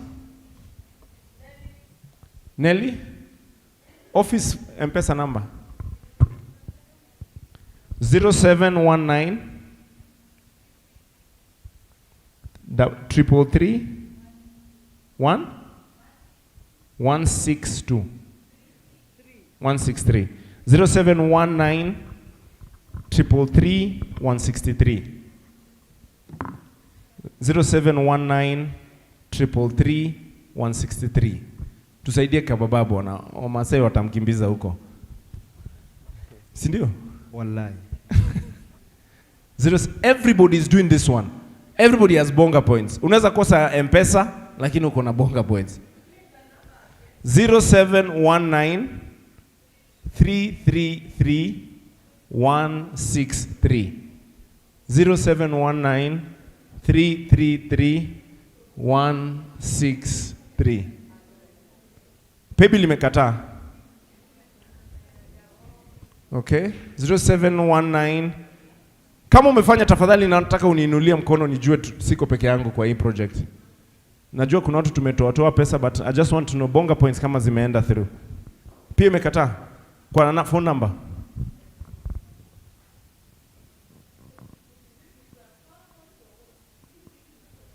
Imekuwa technical. So kababa tutafanya hivi. Before tutoke, yeah, tutajaribu tena. Si ndio? Yes. So that we can give you guys an opportunity. Si ndio? Wazi star. So I'm so grateful. Thank you. Pigeni kababa makofi tafadhali. Well done. Well done. Thank you very much for that as well. Now, ladies and gentlemen, our impact as CorpsAfrica transcends, or rather it goes beyond Nairobi, of course, but it goes all the way to multiple counties in the nation of Kenya. Now, ladies and gentlemen, to help us briefly and just give us an impact report, I'd like us to put our hands together for Irene Nduta to come up to the front and just tell us what CorpsAfrica has been doing, and then we'll be able to... Pigeni Irene makofi tafadhali.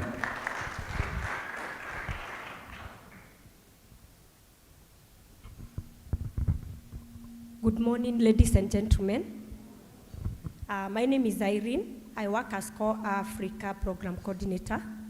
I would like to appreciate each and every one of you for this opportunity, and I want to take you through how Kenya has done marvelous, especially for CorpsAfrica Kenya, for the last 1.5 years. We started our journey with 4 staffs and 14 volunteers. And down the line, we can for sure say that the grace of God has been sufficient to us. So we did 14 projects with our first cohort, and the first project that we can strongly say that it has really impacted the community is Kaani Water Project at Machakos County. And the main objective of this project was to provide clean water for 885 households.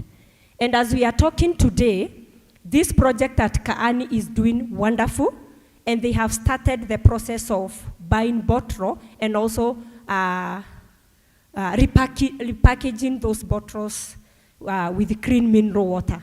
This is one of our success stories indeed. And after the volunteer, because the volunteer who was in charge was Samuel Matiru, he trained the community on how to write proposals. And let me tell you, the mindset was completely changed by the volunteer at Kaani community, and they wrote a project to another NGO. And as we are talking today, they have received 400,000 additional funding for their project. That is excellent. We go to the next project. This is also another project that was done the first cohort. It is at Minyarara Green Project. It's called Minyarara Green Project at also Machakos County. The volunteer was exchange volunteer from Senegal. His name was Maramin. He did 2 projects, 2 in 1. The first one was the construction of the check dam. It has benefited 9,000 people and also reduced the water accessibility for those people from 3 kilometers to 0.5 meters. That is excellent. To add on that, they started the tree nursery, and now as we are talking, they have sold more than 6,000 trees. Those are avocado grafted tree seedlings, and they have started another business of chicken farming. That is wonderful, isn't it? So we can appreciate CorpsAfrica cohort 1. From there, we did ECD classroom, which was constructed at Vota. The name of that volunteer was called Sharon Chelagat. And I can tell you, this community is extremely happy. Those young children, they were only 13, you can even count them. And they used to walk 3 kilometers to access the ECD runnings. But the CorpsAfrica, together with the community, constructed the ECD classroom that reduced kilometers from 3 kilometers to 500 meters. And before, they used to study at AIC Church. Immediately after we finished this project, there was increment of the enrollment of the beneficiaries from 13 in the year 2023. And as we are talking today, there are 41 children in that classroom. That is excellent. Another project that we can say without fear of contradiction is cattle fattening project at Ilasit, Kajiado County. This community bought only 17 bulls during the dry spell period. And down the line, after 6 months, those Maasai men and women, they have sold all the bulls after 6 months, and one bull was being purchased at 40,000 Kenyan shilling. As we are talking, in their bank, they have 600,000, and they want to venture in pig farming project. Isn't it not excellent? Thank you. I want to encourage you and tell you, the cohort 2 have the very similar project. There is one volunteer who is doing ECD classroom. Yes, we can make it because the classroom at Vota had only 13 beneficiaries, and now they are 41. In this cohort, we are having some of the volunteers who are doing tree nursery. It is a sustainable project, and they can be able to multiply one project and gain more other projects. So I want to assure you, ladies and gentlemen, it is doable. We can make it. There is also another project for cattle fattening. The Kababa has demonstrated it. He is doing cattle fattening. The Ilasit community has managed to save 600,000. Yes, even in this cohort, rest assured, we can make it. And in every project, believe me, there are some advantages and also some disadvantages. So we have some lessons we are supposed to learn. As CorpsAfrica, we have realized that for us to have a very sustainable project, we need to have very competent and serious committee members. Because our main slogan is that those projects must be community-led. So we need to say that we have faced some challenges, especially from the committee, but now this is a lesson that we are supposed to learn, that we need to train committee so that they may be able to own the project and also have what we call the sustainability strategy measures. We also have now, understand that we need to have regular monitoring and evaluation for us to have 28 cohort 2 sustainable project. And having also a contact person within the community whom we can be calling on regular basis and ensure that the projects are moving on well. We have our final project. The final project is youth empowerment. CorpsAfrica deals with youth. And I want to assure you the CorpsAfrica Kenya, via our able country director, Dr. Patricia, has managed to employ 4 youths from the first cohort. From the first cohort. That is also a very sustainable project. And in our pool, we have also 10 more experienced, mature, and capable volunteers. So if you are here and you are looking for someone who can bring change in your office or in your management, kindly see Dr. Patricia. We'll give you the profile for those 10 remaining able candidates. Finally, I want to say thank you so much and God bless you.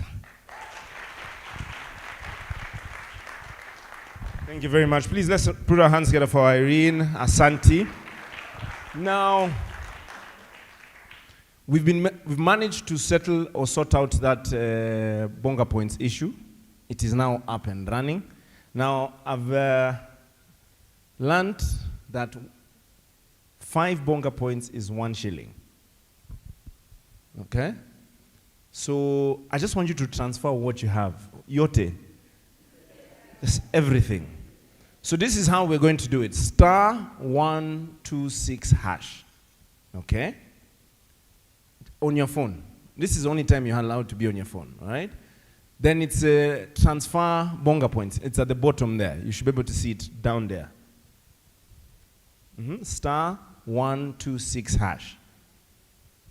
Okay? Then transfer bonga points. Then you send it to phone number 0719 333 163. All of us are doing it. I've done it. 0719 333 163. Tujue kama wewe ni mtu wa aina gani. So 30,000 bonga points, 40,000, all of it. We want it all. This is towards Kababa's project. Okay. Who has the phone? Okay. So imeanza kuingia? So it's going through, right? 1,000 bonga points, 1,000 bonga points, 100, 450, 3,000, 6,000, 10,000. Oh, you need to, tuendele. 200 bonga points. So we're currently in 10,660 bonga points. Okay, let's go. Just all your bonga points. Hii unasaidia wa Masai wako Laikipia. That's how I want you to look at it. 25,000 bonga points have come in. Okay. Let's go. So make sure you transfer those bonga points because I have one more project I'll be introducing you to, and we might need to do it a little bit more interesting. Now, ladies and gentlemen, it's time for us to talk about solar pumps yet again and water. Ladies and gentlemen, I want us to put our hands together as we welcome Catherine Wanjiro to come up to the stage and give us her project right now. To begin, Catherine Wanjiro as she comes on up. Celebrate her as she comes back all the way from the back. Catherine Wanjiro. All the way from Tharaka North. This is in Tharaka Nithi County. Kathanga Chini. That's the word. I remember it now. There we go. Kathanga Chini. Twende kazi. Is it on?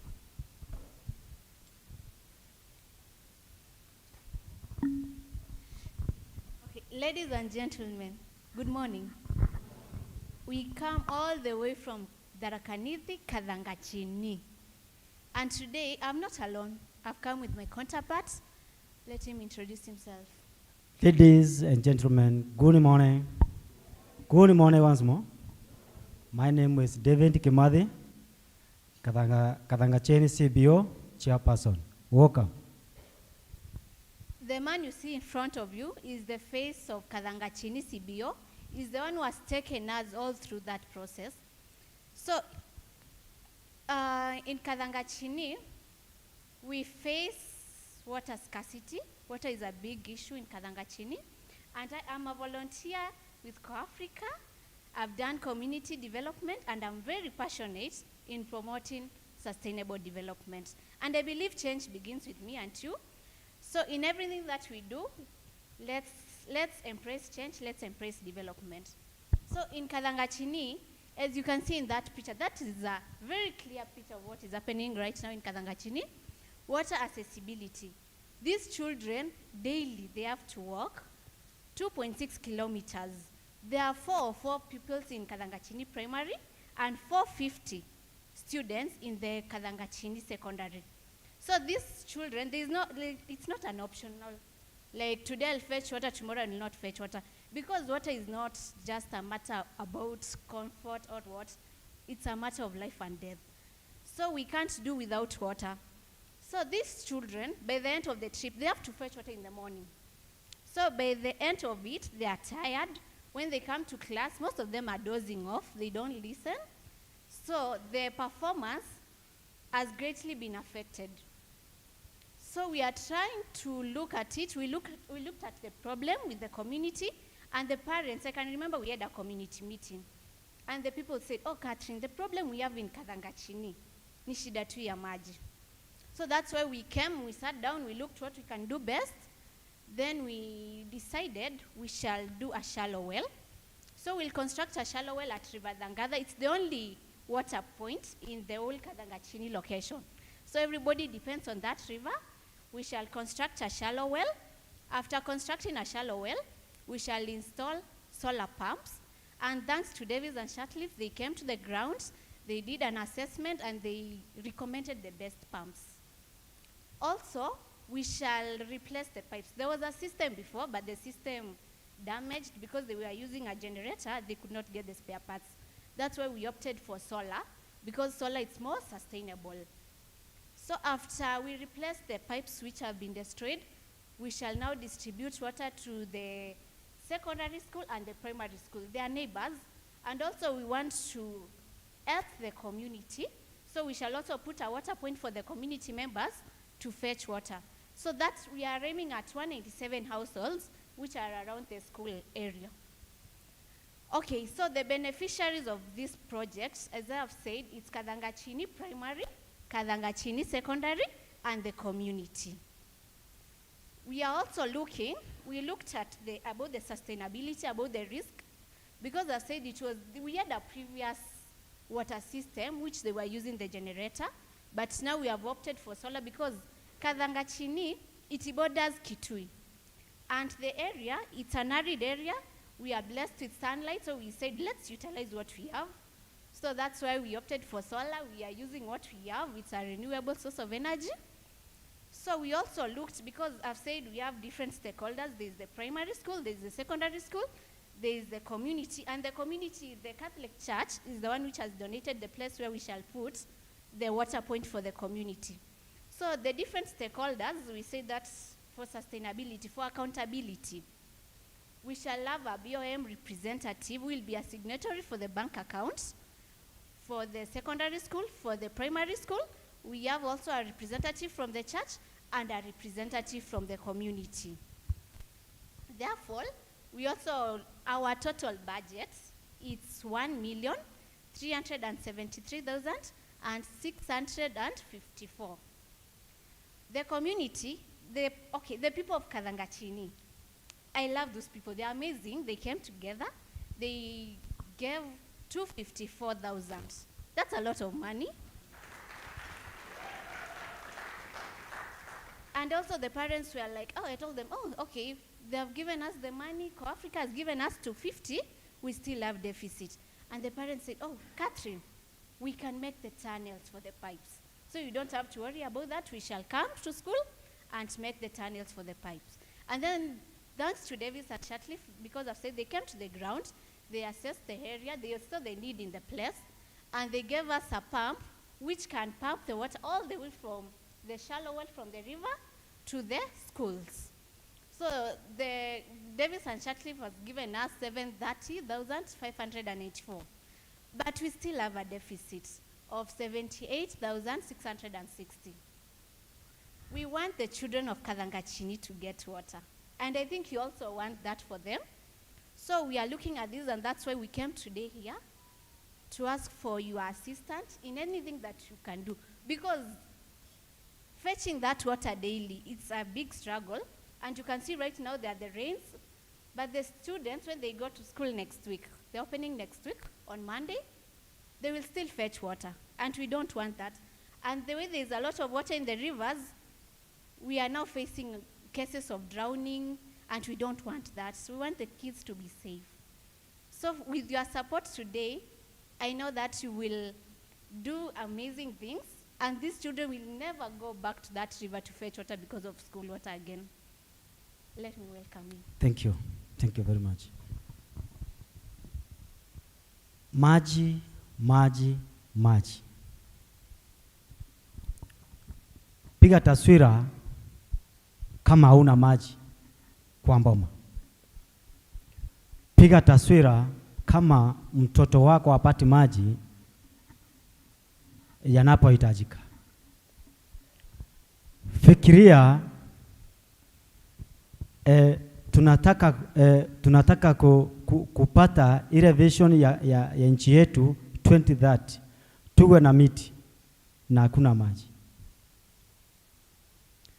Okay, ni maswali. Kadangachini imepakana na pori ya Meru National Park. Kadangachini iko karibu na mlima Gekingo. You can imagine.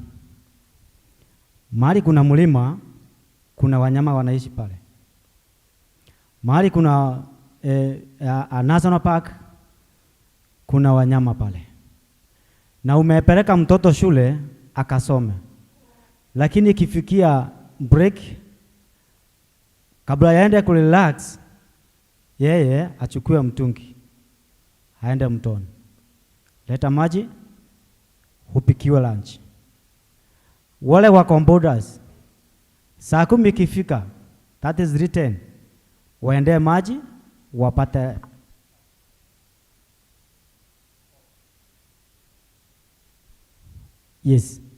ili waweze kupikiwa. Hii shinda yote ndio wakati CorpsAfrica walileta huyu msichana mnamuona hapa. Kama tunaweza ambiwa we highlight asset in our community, I could just run for this lady because he's a asset.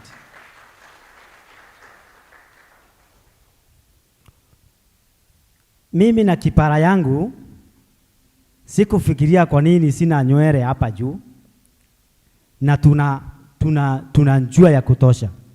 Lakini wakati aliletwa na CorpsAfrica akatuambia hiyo community mapping, akatuambia unaona hii jua tunaweza itumia, hao watoto wasome vizuri, tuwaletee maji wapi? Tuwaletee hapa. That's why I say I can go for her as my asset, as a community asset. Lastly, I don't see if you understand what I'm saying, and I'm gonna tell you one thing and show you one thing. You can imagine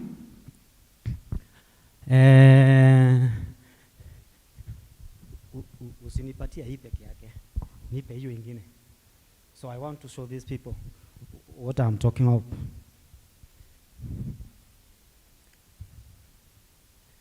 You need some water to drink, eh?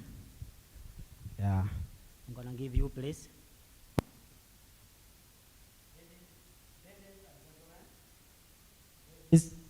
Ladies and gentlemen, this is what I'm talking of. Sasa ni wakati wa mvua. Ni msimu wa mvua. Hii maji ndio tunang'ang'ania, na watoto waende kuchota hii maji. Hata sasa tunaenda kufungua, nauliza tutakunywa hii maji tu, wataendea hii maji na hii mafuriko. Kwa hivyo it is my fear. Maji naweza, kwa sababu nimezaliwa Kadhangacheni, nimekulia Kadhangacheni, naelewa Kadhangacheni. Shinda yake tu moja ni maji. Kama unaweza niambia niame Kadhangacheni, promise me one thing, that nitapata maji kwako. Hivyo tu, I will just for you. Lakini kama si hivyo, you promise me that you will support me to get a just water. I will live at Kadhangacheni.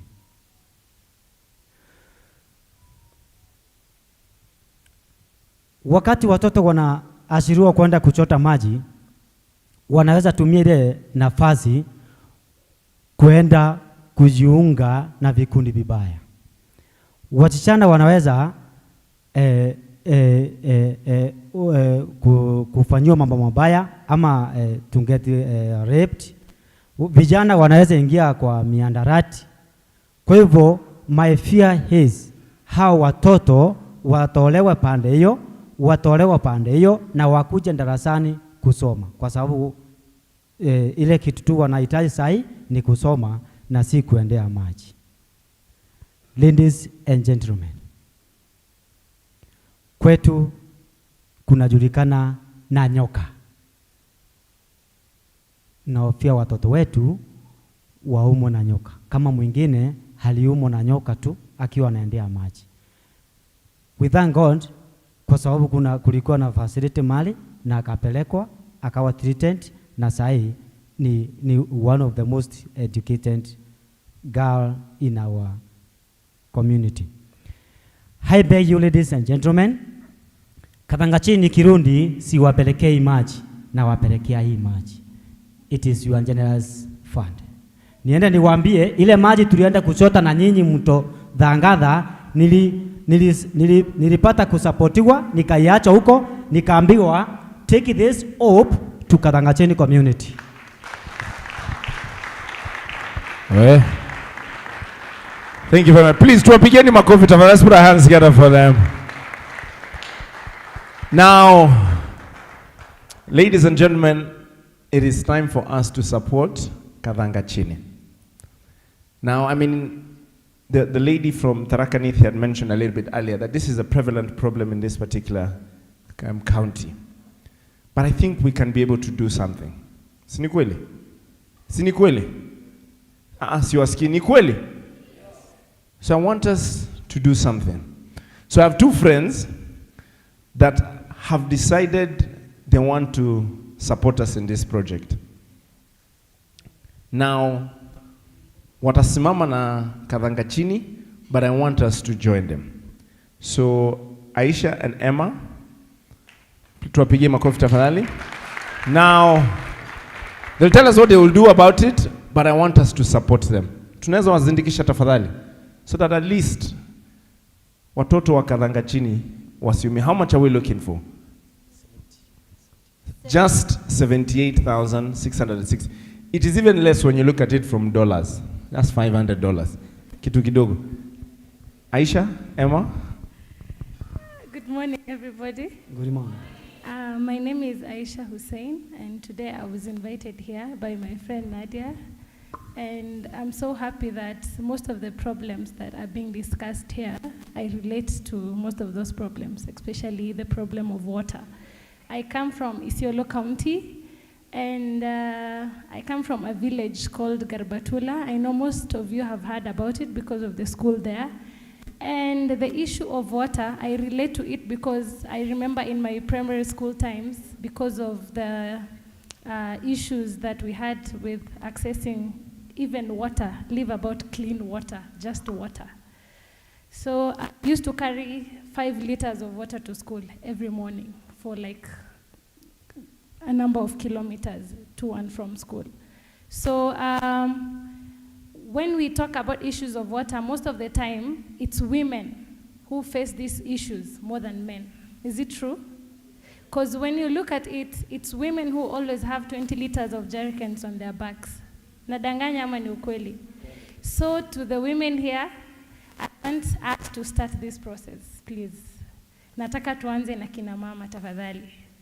Just for the sake of that young girl and that young woman back home who is at risk of getting raped, who is at risk of being hit by wild animals on the way, I want us to start with women, please.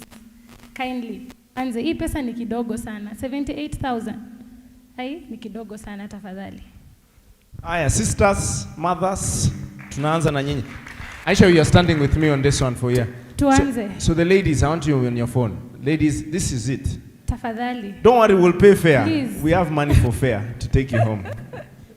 Daktari had a plan for Tafadhali. bus fare. You can also pledge. We also have You can pledge. an opportunity to pledge, please. All right, so we have a pledge of 5,000. Ladies, twende kazi. Yes, Thank yes, you. let's go. Ladies. Ladies. Wanaume watasindikisha. Sisi tutazindikisha. Mtasindikisha. Musikanyange chini hao akina dada tafadhali. Ladies, I'm looking for the pledges for the ladies. Was it? Thank you, Director. Yes, Director. 5K has been given by Director. Christine amesema atatoa 2,000 shillings. Asante, we have another pledge there. Twendeni kazi, let's go ladies. Ladies, tumalizane na ladies kwanza. And ladies, if there's a gentleman on your table, mwambie akuzindikishe. Mwambie, just tell the guy to zindikisha you tafadhali. Thank you. Ladies, can 4,000 on this table, 4,000 on this table. Can the ladies convince these men? 2,500, 2,500. Please, Kadanga convince chini them. lazima wapate. Hii maji haturudishi. Hii maji tunaacha Nairobi. Tumesema tunaacha Nairobi. Tuwaweke box tafadhali. Convince them. Nadia amesema 3,000. Asante sana. Co-chair Emma niwe na ngoja sasa. 3,000. Asante sana. Ladies, twende kazi. Ladies, let's go. Ladies, push the guy next to you. Muulize unafanya. What are you doing about it? What are you doing about it? These are our sisters. This is our future. CEO ametuma 3,000. Zindikisha bwana, zindikisha. Muulize mbona unizindikishi bwana? Mbona unizindikishi? Nizindikishe tafadhali. Ladies, I'm looking for ladies. 5,000. Well done, ladies. Well done, ladies. Well done, well ladies, done. We are well doing done. good. We are doing well good. Well done. Ladies now. Ni wewe nangoja ndio niendelee. 2,000. Well done, ladies. Now, ladies, this is what I want you to do. I want you to go to a gentleman next to you. Give all the ladies pledge cards. Just give the ladies pledge cards. Just give them pledge cards. Now. This is the time. Just give the ladies a pledge card. Then leave it for them. They will know what to tell the guy. Just give the ladies pledge. Hii karanga chini lazima tumalizie. Let's go. Give the ladies a pledge card. Huyu apewe pledge card. Huyu amejua kuomba. Ashatuma. Huyu mwingine wa white. Ashatuma. Hii meza ina lady. I need a lady to in this table. I need a lady to come to this table. I'm coming. Aisha anakuja to this table. I need a lady in this table. I need a lady in this table. Hata akona kadi, zindikisha mzee wangu. Usiangushe kina dada. Wazindikishe. Na kuzindikisha iko na 0 start kwenda juu, You're looking for a guy. Okay. Look for a guy. Steve ametuma ngapi? 2,000. Steve ametuma 2,000. Huyu ameachwa peke yake hapa. Kuja uone huyu jamaa hapa. Anafinya tu.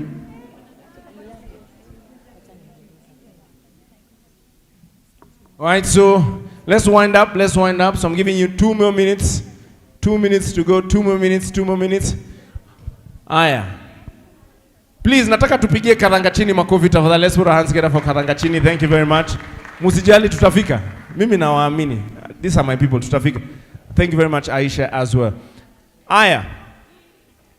We're still talking about water and sanitation. I'd like us to put our hands together and welcome Pamela Kajuju. Pamela Kajuju, where are you? Pamela Kajuju is going to be telling us about water. Pamela, Mike Zenyu, ziko hapa mbele tafadhali. Please, one more time, let's put our hands together for Pamela Kajuju. Thank you. Sanitation and fencing. Okay, let's go. In Kitui County, finally tumefikia watu wa Kitui. Pamela, tuende kazi.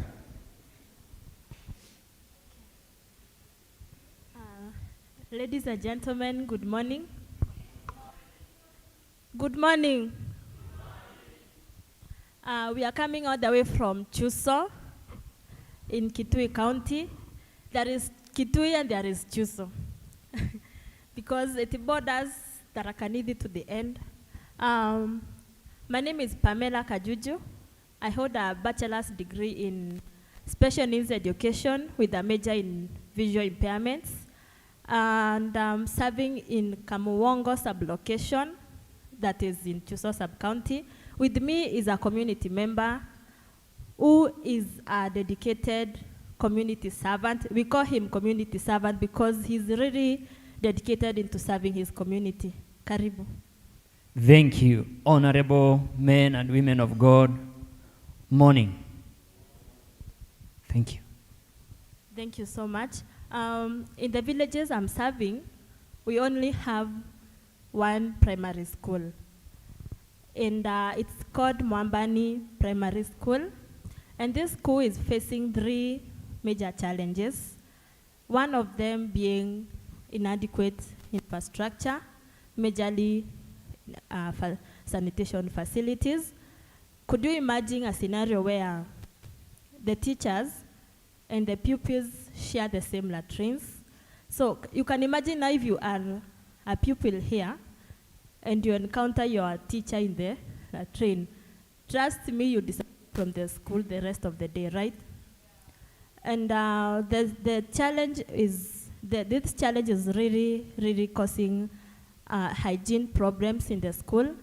We even have irregular school attendance that has caused the performance of the school to go so low. We even have most of the boys now, they opt for the bushes. And now this is an area that is prone to snakes. And you can now imagine if they're in the bushes, that means they can encounter snake bites and the scorpions and the like. And also we have, now we don't have enough sanitation facilities. We also have water scarcity. We don't have a hand washing point in our school. And the place where we get water is quite far. And sometimes this community water point goes dry in the dry seasons. And it causes also, again, irregular school attendance, because now when they go to fetch water in the morning, mostly they will come back to school in the afternoon. And we are looking forward to changing this situation. The same school do not have a fence, it's not fenced, and it has insecurity challenges. And the major challenge you are facing is theft of school property. Our school has a feeding program where parents contribute maize and beans and green grams sometimes. And now when it is stored in the school, it's stolen. Now you can imagine how the burden goes to the teachers now. They have to facilitate this feeding because children don't go back to, they eat at school, that is it. And as you can see, that is the latrine, the current one. This is me. Sometimes we scoop sand along the river beds so that we get some water when the water point has very long queues. And this is the current, they don't have a fence, that is the current situation. My community is looking forward to constructing pit latrines for both boys and girls, with each to have 3 doors.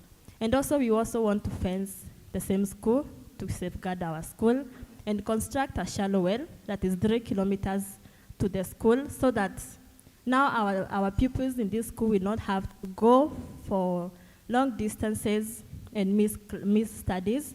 We have a case scenario on Fridays afternoon. It is the time when the pupils now go to fetch water that will be used the next week in the school. You get that?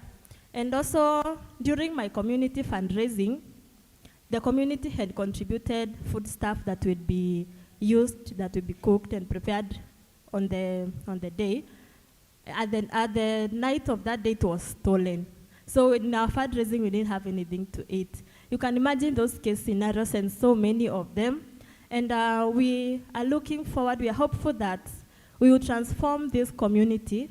And we are sure and we are very confident that this project will truly transform this community. We'll see light in this project. Our timelines is that we are looking forward to finish this project by July.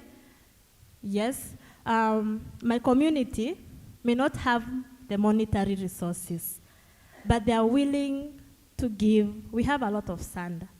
We have trees that we can give for posts. We have ballast. We have labor.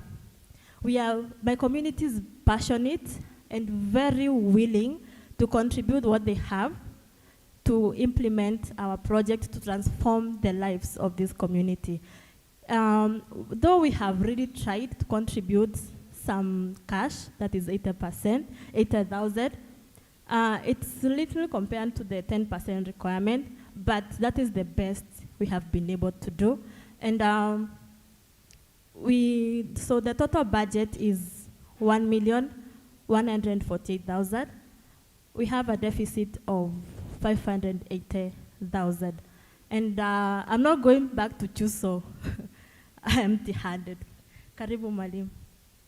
Thank you. As my fellow dear has said, I only just want to give a very brief information about the area. Number one, the area, most of the people are living below what we call poverty level because of lack of education. And in addition to this, the area is arid. Except now when you get there, you see green. Sometimes when you get there, you wonder what we eat or how we survive. We tried the level base to begin this school 2013, that is 10 years. And it's just last year when we managed to register the school. The cost of registering the school, the community was unable to do it. And I took it personally. I registered that school with my own money. Then, when we started the CBO, we struggled the level base to beat the timeline. And I took my own motorbike to ferry these people to Mwingi to register because we could not be able to raise that money. They are totally willing to change the area, but they have tried their level best, and they could not meet the target of 100,000. Because of that lack of education, we have a lot of people who are idlers, who are stealing everything that we keep in the school, even the little food and the little water that these children carry. To make the matter worse, when it is dry, the only shallow water you have seen they dig in the seasonal river, it is over 8 kilometers or so. And it continues draining. Therefore, there is